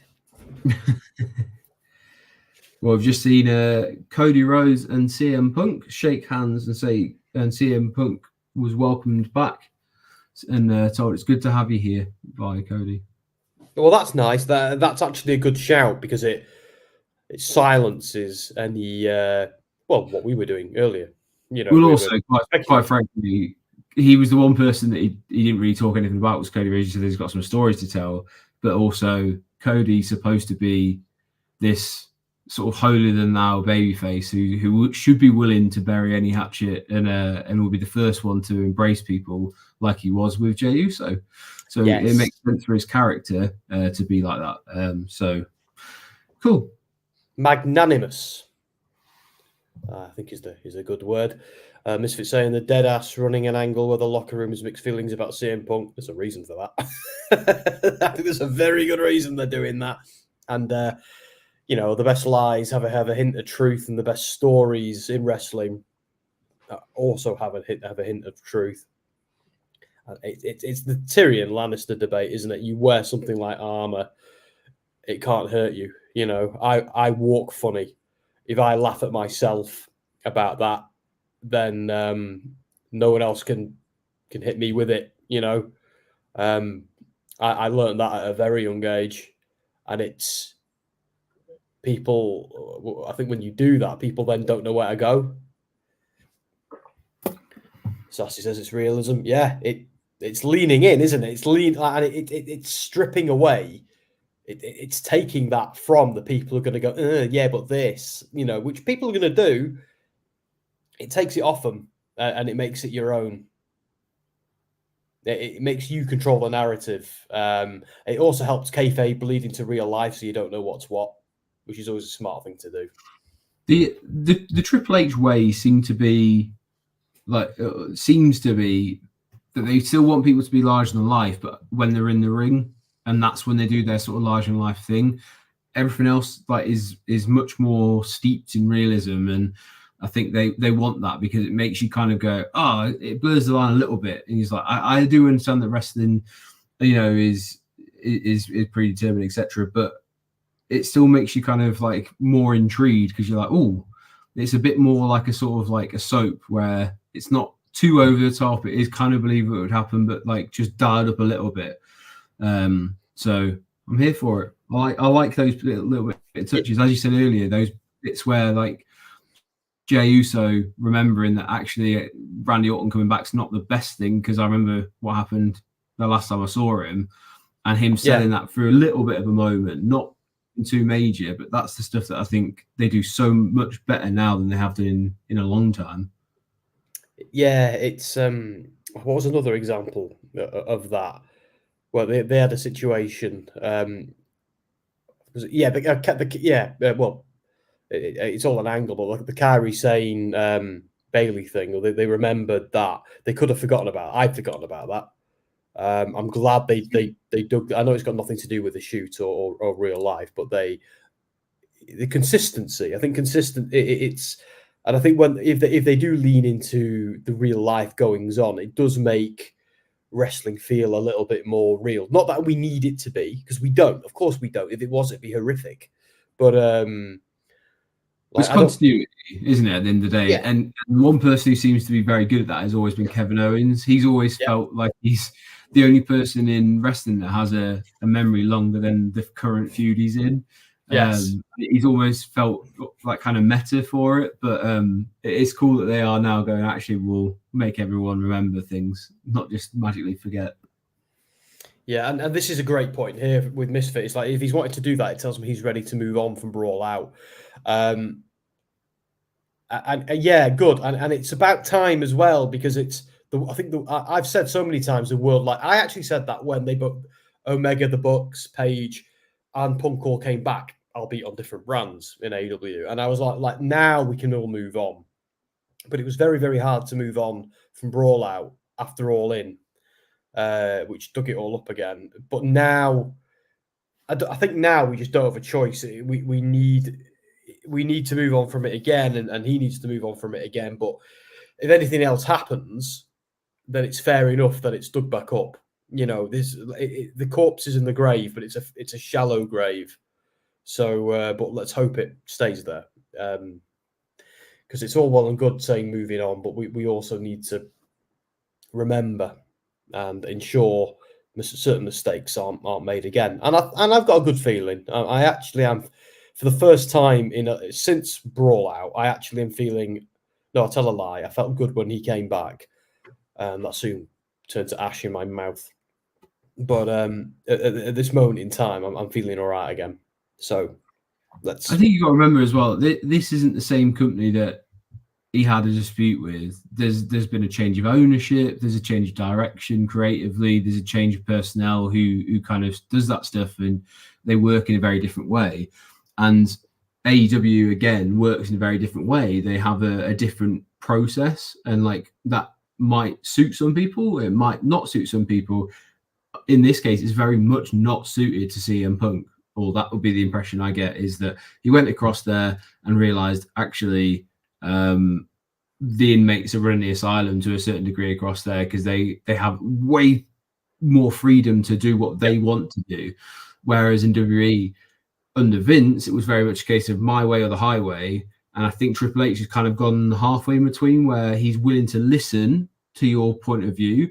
He's not going to as heavily handcuff you with promos where it doesn't suit you and your character, but he'll still give you direction and say, I'd like it to go here, where we want to go fill in the blanks. And I think that approach probably suits CM Punk, because we'll never forget the infamous sitting down at the top of this stage on Raw pipe bomb, where people at the time were like, oh my God, these gone off the rails, but nothing happens on TV without Vince wanting that to happen. So it was a very clever way of presenting it, and that's where he thrived. So putting him back in that kind of situation is where he's going to thrive again. So I can see why he would call it home. I just hope this whole thing is done for the right reasons, and it's not out of spite, because if you do something out of spite, it normally doesn't work very well. Exactly. Yeah, it never works. And it's always obvious as well when someone behaves, says something, you know, like spite is, and it's such a, like, I'm not going to say like I'm impervious to it. I don't think anybody's impervious to it. But if I'm ever being spiteful, I do it. It's deliberate, and you'll know about it. But because I'm telling you. But yeah, I think the worst spite is when it's covert spite, and I also think that's the most obvious, and it's the most. for want of a better word, the most beta. You know, it's the most pathetic, and it's sometimes the most childish and insecure. But they might be able to use that as an angle in certain things, especially if he's a heel at some point. Like, heels are meant to be like that. So, and that's what's great about wrestling. You can make bad guys and have them be hypocrites and have them be spiteful and have them be bad people. You know, and you can lean into, and it makes leaning into the real life even easier, I suppose, when you're doing it that way. And I'll tell you one thing though, with heels, and I've said this gets my goat in every wrestling company in the world. Why are heels better at being friends than baby faces? Why are relationships so much more wholesome between keep your friends close? You know what I mean? He's closer. It's not though. It's a massive issue in wrestling. Baby faces often eyeball each other and end up fighting. And heels, yeah, there's that. But it's like, surely, oh my God, this is bizarre. This is what I wanted on Raw the other week. Him just invading this universe. So, in case you don't know what Sam's referring to, we see Randy Orton and LA Knight backstage getting ready for their match, and CM Punk walks into the shop and says, "Good luck with your match night, boys," and then walks away. And it's all it needed to be. I'm just seeing them. Even I'm getting into it. Sassy. Oh, what's he got to do to win you over, Sassy? What's he got to do? I do believe he's your United States champion, Sassy. She's going to tell me to bugger off. Charlotte maybe hurt. She was being helped out of the ring. Yeah. Hopefully she just tweaked her ankle and she'll be all right. Paul Heyman in the Bloodlines locker room. It's like the meme of a crying Wolverine holding a photo. Yeah. Oh, no, Charlotte injured in a leg botching that moonsault. Oh, let's hope it's nothing serious. Yeah, she was holding it. It wasn't clear whether they were going to use that as an angle for her to, her knee was hurt, but it didn't play into the finish, so I doubt it. Kairi Sane takes offense at the statement, baby faces make terrible friends. Does she? Well, they do. Like, heels just seem to just get on more and have more wholesome relationships and be more willing to accommodate other heels. Like, you want to have a great relationship in wrestling, just be a heel and hang out with other heels. You'll have loads of friends. Baby faces are lone wolves, and they're always thick. Cody's not. Yeah, that's true. Yeah, Cody's pretty good at it. Sammy's not normally. Yeah. Oh, yeah, there are exceptions. It's just generally... I know why. It's top guy syndrome. Every babyface is competing from a marketing point of view and from a storyline point of view to be the top guy. So you have to create that tension between your baby faces, because ultimately in classic wrestling, baby faces are your fan favorites, regardless of their... Is top guy syndrome the same as main character syndrome? No, but one is a real psychological situation. The other is just something I made up off the top of my head a moment ago. I presume they fit quite closely. I imagine so. Yeah. Well, main character syndrome is basically just like narcissism, isn't it? It's the idea it's the idea that you are the only thing that matters in the world, and there's no everyone around you is an NPC. We all know people like that. My God, they exist and they're terrifying. But well, it's like Truman Show, isn't it? Yeah. Like you put yourself in Truman. And to be honest, when I was probably up to the age of 15, I legitimately thought I was in the Truman Show where I was Truman, because I saw it when I was like younger. And then I was like, you'd see someone in the street would be like staring at you and be like, am I like being recorded? And everyone's just like, I know who he is, but he doesn't know who I am, sort of thing. See, I'm glad I didn't see that film until I was an adult. I never had that, I'm going to be honest. I'm bloody glad. I wouldn't have been able to get away with half the things I got away as a teenager if people were watching. But anyway. It was 1998, so I might have been 10 when I saw it. This is why WWE told her no. WWE told Charlotte no to that moonsault for a reason. Well, flag on a flare. I'm not much on celebrities coming into wrestling and being made stars, but I have to admit Logan Paul has come a long way with his wrestling skills. He's been putting in the work. Yeah, I see no. Yeah, I agree. I see no difference. And here's the thing with Logan Paul. When I praise Logan Paul, people often say to me, "Oh yeah, but you must be a fan. You watch his podcast and drink his stupid energy drink." And I'm like, no, none of that.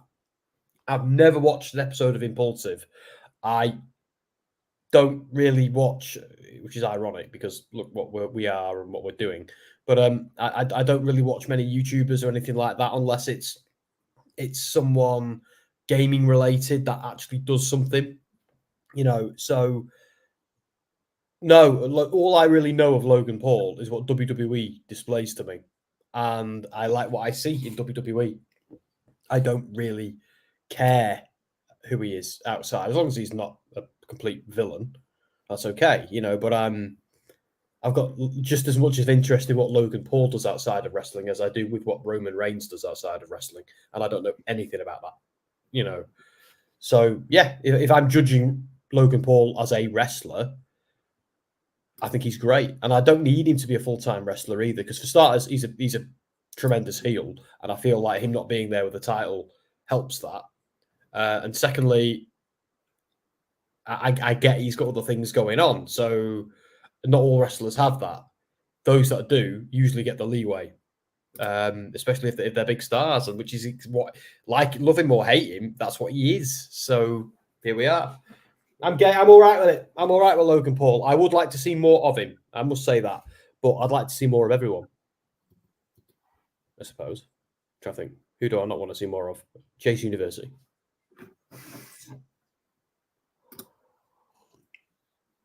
Oh, yeah.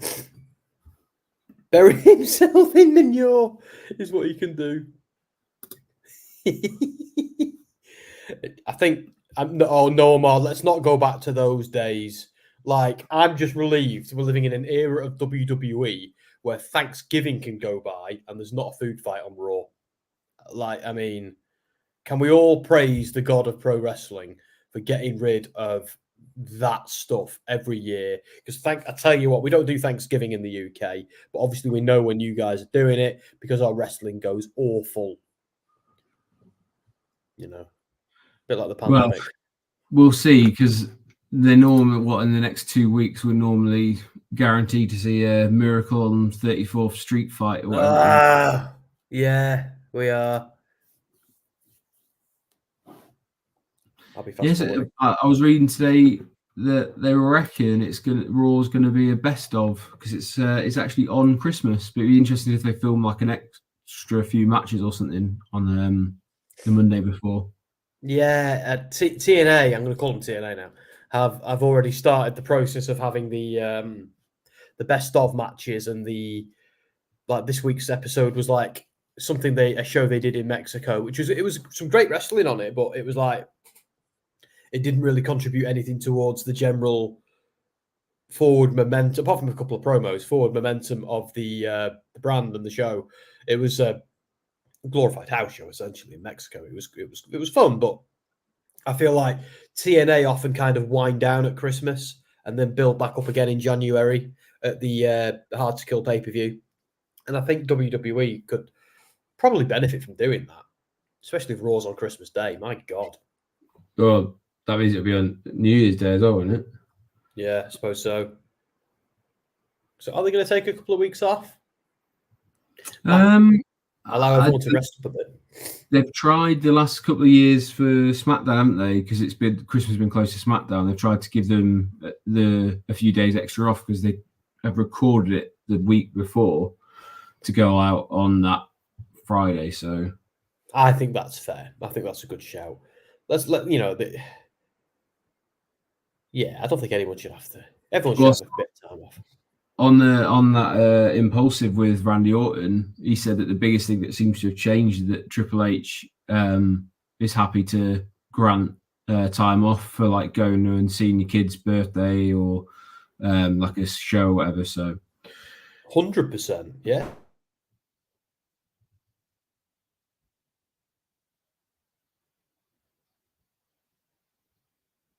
It's today that I've ended on 50-50, by the way. Oh. I don't know if you froze there or I froze. I think I froze. I think my internet's doing the 2:45 slowdown. It does. It does this every week. 2:45, it conks out for a minute or two. Am I still froze? I can hear you, but your face is frozen. Oh, are you back again? Oh, I am. Yeah, it's doing something. Hassan, if you can hear me, mate, we'll have a poll in a moment when my internet sorts its life out. Because I still can't see me. Oh, hang on. Oh, I'm back. I can see me again. I've lost my Raw stream, though. Well, it's a shame you lost your Raw stream when it's SmackDown. You know what I mean? Me SmackDown stream. So who wins? So it's Solo Sikoa. So it's Solo and Jay. Jimmy. No, Solo and Jimmy. I'm so tired. Solo and Jimmy versus, I'm not getting this wrong again, versus LA Knight and Io Sky. No. LA Knight and Randy Orton. Well, Sam, the good news is you've got 13 minutes to power through for. I know, yeah. Finding it hard. I'll be all right. I'm a pro. Been doing this a while now. Randy, LA Knight tag team looks good. Yeah. Oh, God. And I've fallen asleep. No. Yeah, they're certainly an odd couple, aren't they? I'll tell you what we should be asking for here is what would the tag team name be if they were an established tag team? Oh, Randy Knight? It's got to be RK, yeah, or something like that, isn't it? Or RK Knight or something. I just like the idea of it being called Randy Knights. Oh, Randy Knight. Oh, I see. There you go, Sassy. Bet you like that. Sam, that is not what I mean. We all know what you mean, you filth. And I thought, anyway, you're cheating on Lashley, aren't you? With that one. Are they up your street? I know. I imagine Randy Orton will be. Like, I think he's your type, isn't he? I didn't know LA Knight was though, Sassy. Well, he's everyone's, isn't he? Certainly mine. Randy Orton, we're in a break, by the way. Randy Orton is he must have just been like constantly in the gym. Yeah, he's that sort of dude, isn't he? Sassy says, "I have a harem." I do forget, Sassy. I do forget. I think I've been in it on a few occasions. Thank God for all the drugs that get us through. Not that I need them, but yeah, I can't compete though, Sassy. Not with Lashley running around. Well, this took a creepy turn, didn't it? It took a rather sexualized turn, but here we are. My wife watches this. Anne's going to be so proud. Yeah, I'm just going to be, Aunt will be like, oh, he's become a boy, he's become a man. My boy's become a man. Oh, sorry for gulping this tea down. I'm just trying to kind of like stay awake. Oh, yeah, but the line. Oh, I see Norma. Now I'm imagining it as a line. Now it's an... It's like one of those old butcher shops where you get like wait for it to be called. Oh no, Sassy. What have you started? What have you done? Look what you've done. You know, I was an innocent guy before I started working here and doing this. Now serving number 69. Yep. A big slab of beef. Anyway. Big meaty men slapping meat would be meat. Different to talking about that. It's best kind of match. Certainly is. I mean, I can't believe we got Otis versus second time we've done this tonight. What's he called? Bronson Reed a few weeks ago. I mean, amazing. It's such a Vince McMahon thing to book, but it kind of worked. I've got to say that they've got a promo on for Monday Night Raw, and I would highly suggest people tune in with Dan on Monday because Raw's looking stacked again. Yeah. I'm back on, by the way. I've got my stream back on. R-Truth is my secretary. You don't want to trust him. That guy doesn't even know how to work a TV. And didn't he get eaten by a shark once? Very unprofessional. Shush no more. Lol. Do you know what, though? I am still a little bit with this bloodline story on a serious note. The fact that Jimmy Uso, Christ, is, to be fair, in my defense, they do look identical. Jimmy Uso is kind of just back in the bloodline. I was hoping by now that we would have had a situation where Roman would have, like, not because I'm a villain, but because I think it made good storyline sense for Roman just to humiliate him and to be like, you think you're really back in the bloodline? Like, they still could do it. And I actually think they will at some point. But some idea of you were the one who actually led Jay astray. You were the one who hit me first. Jay was the one we wanted. We never cared about you. I think, like, how's that not happened yet? I do get the sense that Jay is being used by Roman and Paul Heyman. Sorry. Yeah, definitely. But I think they need to do more to hammer that home. And I don't know if you can hammer it home without Roman appearing once or twice and getting frustrated with him, you know? I don't know. It just feels a little bit phenomenal. It's actually starting to feel like they had to do it because they wouldn't have had anything to do with Solo, because if Roman's not there, what do you do? And B, what do you do with Jimmy? So they've kind of gone like, we have nothing for you guys really without Roman being around. And there's 3 Fridays left after this. So are we likely to see Roman this year? No, I don't think so. I don't think, like, to be fair, Normar anticipated your question. I don't think we're seeing Roman until a week or two before the Royal Rumble, perhaps, on an episode of SmackDown. I think they'll build up to the Rumble. He'll have a match against, who do we think it's going to be? Randy Orton. I think he'll be up against Randy Orton. Yeah, I think it's nailed on. It's going to be Randy. I think we'll get Randy versus Roman at Royal Rumble. That's a lot of R's going on.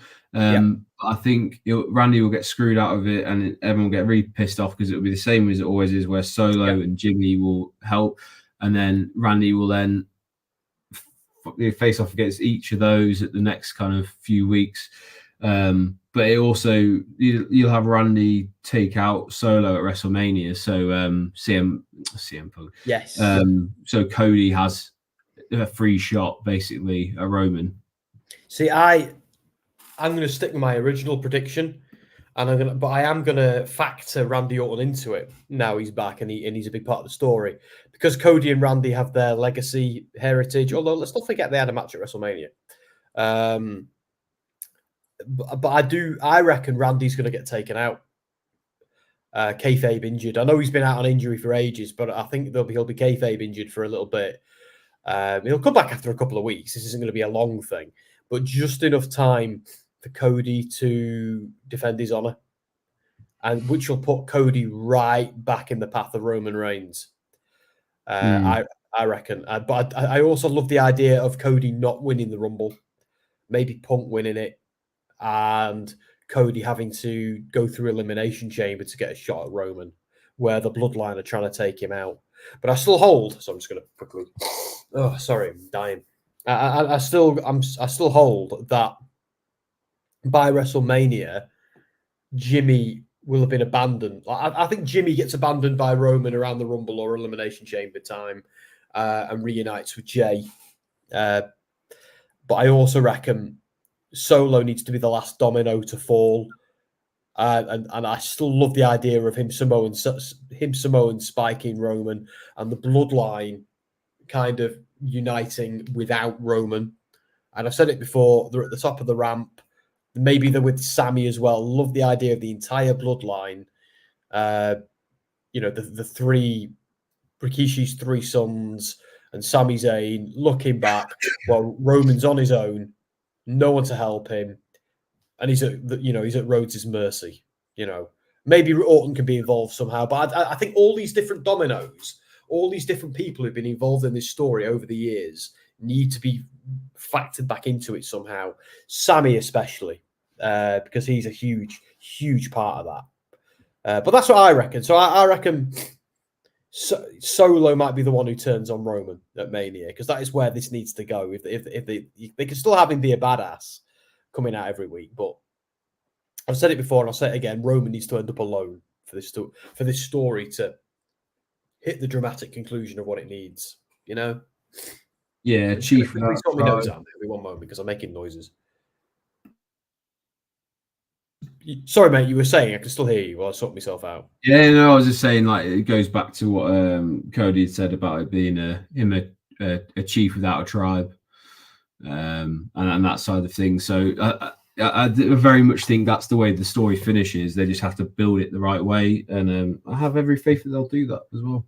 As we are seeing probably the latter stage of this match, by the way. Head of an empty table as well is another thing, another good one. Oh, we've got a nice view of Sam's crotch there as he closed over the laptop. He needs to clean it. Look at the state of that laptop. But yeah, we're seeing the sort of culmination here. A lot of it was LA Knight taking a bit of punishment from both Jimmy and Solo as Randy comes in.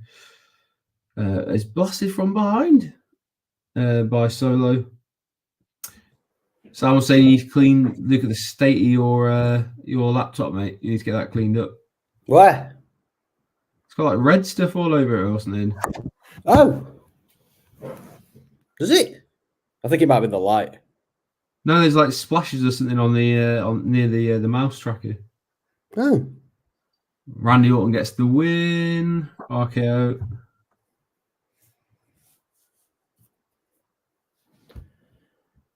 Made his travel plans, went to that place.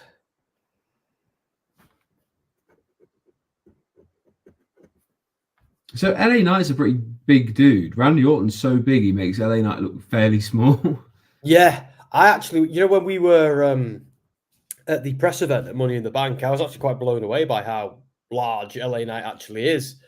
So yeah, Randy's bloody enormous. And then Randy looks tiny next to Lesnar and McIntyre. I don't know if he would these days. No, maybe not. No, so SmackDown goes off the air with Randy Orton and LA Knight celebrating their win with the troops in the background. Yeah, so the Mania build for Punk versus Rollins has me seated and ready. Yeah, me too. I think that just writes itself, doesn't it? It just makes sense for it to for it to be that. Triple H has done a great job of establishing over baby faces to the show. One of the reasons why the business is so hot right now. Yeah, I'd agree with that too. I think, guys, we don't really usually do the matches of the night and that sort of stuff quite stringently anymore, Andy. But if you want to kind of pick your moments, your top moments of the night, we can certainly do that. I think you can only really say CM Punk. I really added a lot to that show in terms of like, promo and his interactions backstage with various different people, whether it be Cody and shaking hands, or whether it just being a slight kind of nod to maybe something with Orton and LA Knight. So that was cool. But yeah, an interesting episode of SmackDown to come back for, because obviously the Tribute for the Troops stuff dominated throughout, and there was lots of sort of hype packages. But it felt like quite a clean, like quick moving SmackDown, which is always cool to see. But yeah, just another example of WWE firing on all cylinders. Yeah, no, it was a good show. It was certainly stacked. We saw a lot of stuff. I'm going to give it an 8 out of 10 because nothing offended me on it. I thought it was good. It didn't blow me away. But yeah, there were some good matches. There were some better segments than there were matches. The Karrion Kross loss annoys me a little bit. Like, At what point do you realize what you've got there and make that guy an ass kicker? I get not everybody can have their time in the sun at the same time, but there are ways you can do it without burying people. Like people like Akira Tozawa. No, I know he's amazing at what he does, but he exists to be beaten up and pinned in this company. It's that's his gimmick now. Sorry, it just is. You know, there are people in the company who exist to be professional jobbers. Like I'm not suggesting they're not talented or they deserve more. They certainly do. But why was Kross in that position? Like, I don't know. What happened to Dexter Lumis anyway? As well, where did he go? Is he? He could be, because that might be one reason why we've not seen him in a million years. Yeah, well, he should. They kind of abandoned the whole like the way joining back up in favor of DIY, didn't they? So got the way t-shirt on actually. Couldn't they have both? Couldn't you do it? You like surely DIY could be a tag team within. What, like a New Age Outlaws were part of DX sort of thing? Yeah, like they've done that in loads of stables. Have tag teams within stables. You know, it's nothing new, is it? So Misfit has said here, Charlotte was yelling my knee to Charles. It's a little Nate, so it might be very bad. I hope not. We'll have to wait and see what they say. CM Punk's promo was a banger. It was. That was the one we wanted, wasn't it? That was what he said on Raw. Was almost a. I wasn't a fan of his promo on Raw at all. I just found it really awkward. It was the AEW promo again, but watered down. It was the same thing we'd heard him say before, but we all were supposed to pretend we hadn't heard him say that before. I found it really cringe, really awkward, but that was much more that was original, that was fresh, and that was theirs. That's what it needed to be, you know. Oh yeah, because I've already deleted the other one from my brain. Sassy says the matches were watchable. He's at home. Creative is nothing for him. He's not injured. Is this Loomis? That's annoying. I would say, by the way, about that SmackDown, the one thing that I couldn't mark it as high as an 8 because I do have a little bit of an issue that there was however many championships they have, and there was 30 seconds to a minute of EO being on as the only champion. Like there was no US champion, wasn't there? Roman's not there. Tag team champions weren't there. Who? On SmackDown tonight. Who are you talking about? No, as in general on SmackDown tonight, there was. Are you doing a EO joke? Yes, that's it. I was going to if you had bit, but you didn't buy them. So. But yeah, so I was a little bit miffed that there wasn't any championship matches at all, rather than just being championship tournament. It would have been nice for there to be something to make it feel a big event for the troops. But yeah, that's a good point. I never thought of that because I'm normally someone who hates championship matches being on TV because I prefer it when they're saved for a pay-per-view. That's just me. But in a show like tonight, the United States Championship could have been one that was defended, but then Logan's got it. And yeah, but he even admitted he's got to be there more. And I know it's a bit awkward because they started the tournament this week, but I just wonder if it would have been worth having a US. But then again, he's a heel, isn't he? So it's a difficult one to have the US title be defended under kind of like circumstances where the guy's potentially going to cheat to win, so it kind of disgraces the US. That was my concern. I was my worry with that was Logan Paul's a heel, and he also has to be on his best behavior and censored when the troops are there, so he couldn't cut one of those scathing promos like he likes to cut. You're not going to have Roman there because it's work. Other than Seth, everyone's a heel that's a champion. Yeah. I think probably it would have been nice to have. Oh yeah, but then CM Punk's there and the building that whole. Yeah, I reckon they considered it and didn't do it. That might have been why we got Dominic Mysterio showing up with his belt. But they've also got a pusher match tomorrow night as well. So that works.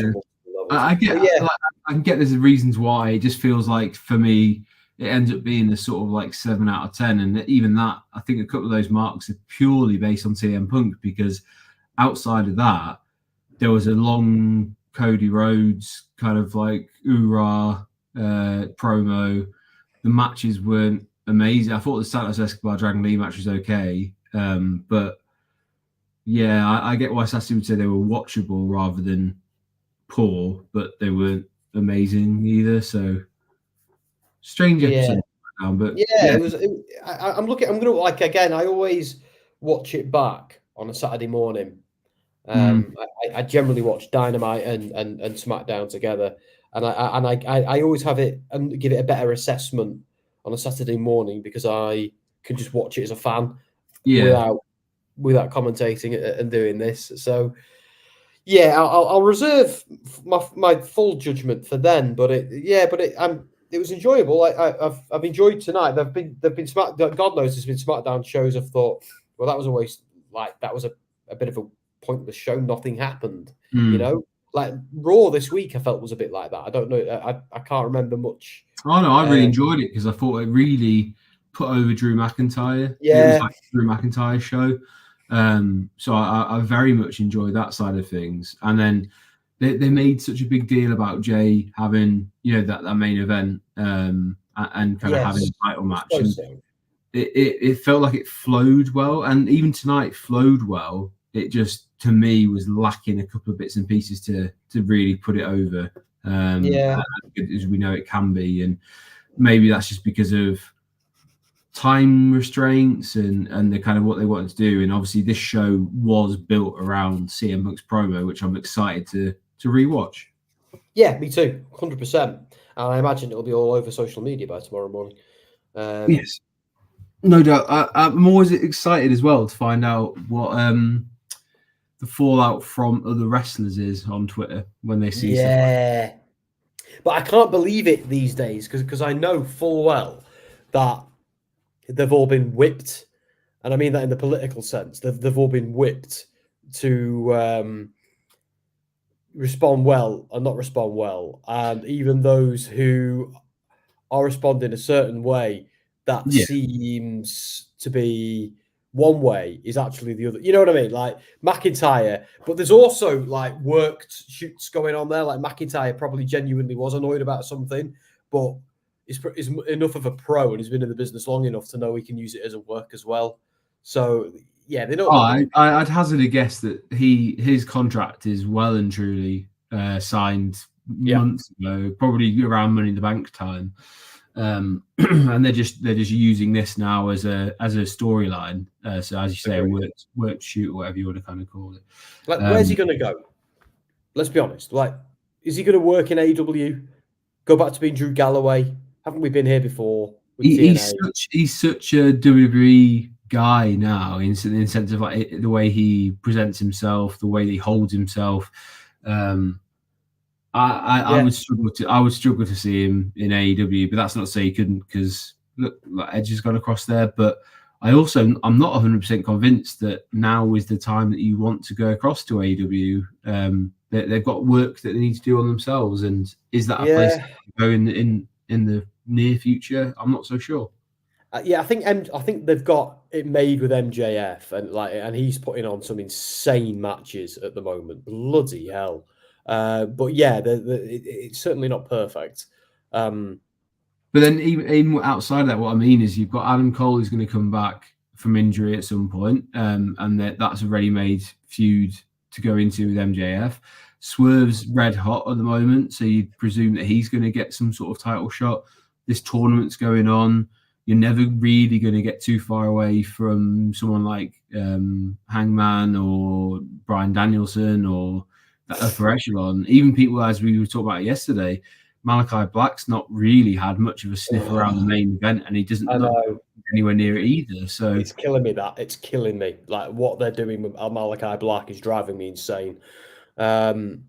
Well, again, with the whole ready-made feud with Adam Cole thing, that's only assuming he's the devil. He may not be, although no. But even then, outside of that, like there was still the tease that at some point they were going to have to break that up. So he's not the devil, but there's all that side of things. So there are good things. There are things I need to work on. But what I'm saying is, I just don't. I wouldn't understand Drew's logic of going there unless Oh yeah, me neither. the same as Edge is like, oh, I've done everything there is to do, and I thought I would have a new challenge, which is fair enough. But oh yeah, it makes sense with Edge. It makes total sense. Yeah. Like he's never going to be the guy in WWE ever again. Like that thing with Roman Reigns where he got stacked along with Bryan Danielson. That's where it ends for him. That's as good as it gets now for Edge in WWE, and he knew that. Like, and he's on borrowed time because of so many injuries. He's had to retire once before due to injury. Yeah. He thought, right, I'm going to get a great payday. I'm going to have some fun with Christian. I'm going to do some matches I've never done before, and some I'd love to do again.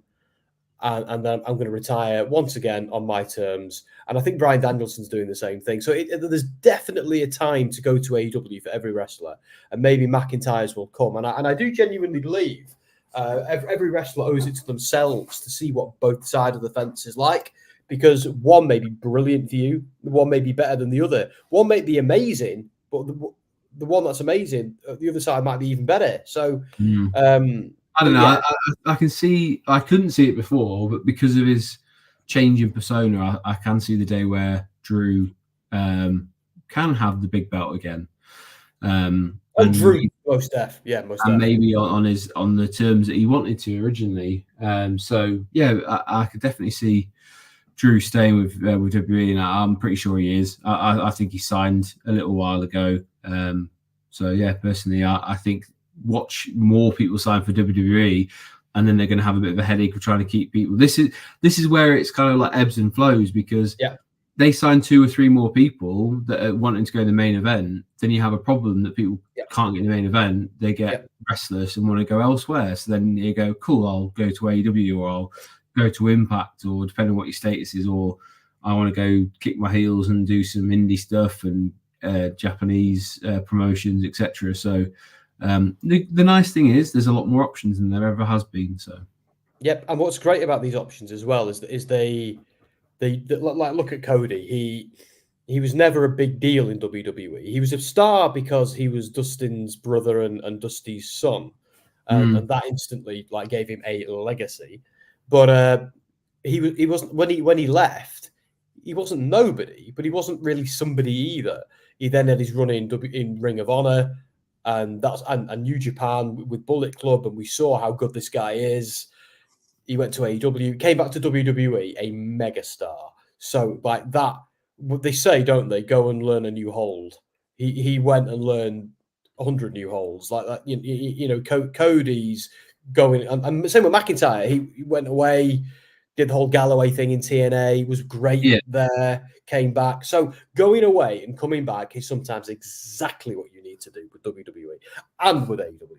And I'll just quickly pick up on that with Misfits. CM Punk returns to WWE. Okada will return to TNA next month. Hell has indeed frozen over. It's like you said, Andy, about WWE. TNA is a different machine now, a different promotion.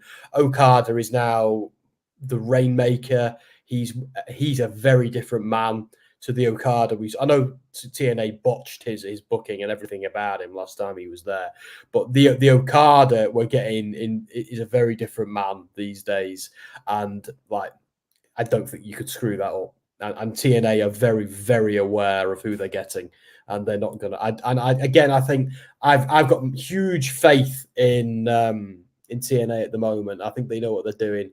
They're doing it well, and they've actually got the freedom to be a little bit different and experimental, and not play it quite as safe as WWE and AEW do, and that makes them a wild card on this stage. And with some of the investment they've got recently, and the corporate decisions they're making, this is an exciting time to be a wrestling fan, because again, we're not quite on 3-party politics yet, but we might be close to it. That like they're not run by billionaires or like WWE and AEW are, but TNA I think are about to have a bit of a resurgence. But I want them to be the underdog. I want them to be a little bit smaller and a little bit more punk rock, because it suits them to be. But yeah, looking forward to it. Guys, thank you for joining us. Thank you so much. I know there's still a few more comments and stuff, but it's 3:15 in the morning. Andy's got a wife and kids. I need my bed. And so thank you for joining us. It's been great. Don't know what we're doing next week because there's a big Ring of Honor pay-per-view next week happening concurrently with SmackDown. So we're going to have a couple of internal conversations and take it from there. But thank you for joining us. Andy, this has been Andy. I'm Sam. Sassy, thank you for moderating so diligently this evening. Let's see who's going to play us out, shall we, Andy? Who are you thinking? In fact, I know exactly who's going to play us out. I defended him on Twitter the other day. Let's have one of the nicest, best people to ever enter the wrestling business. This is the hardcore legend, Mick Foley. Well, hello and welcome to Give Me a Hall Yeah. I hope everyone there, right there in Yorkshire, is having a nice day. Bang, bang. Have a nice day. Yeah.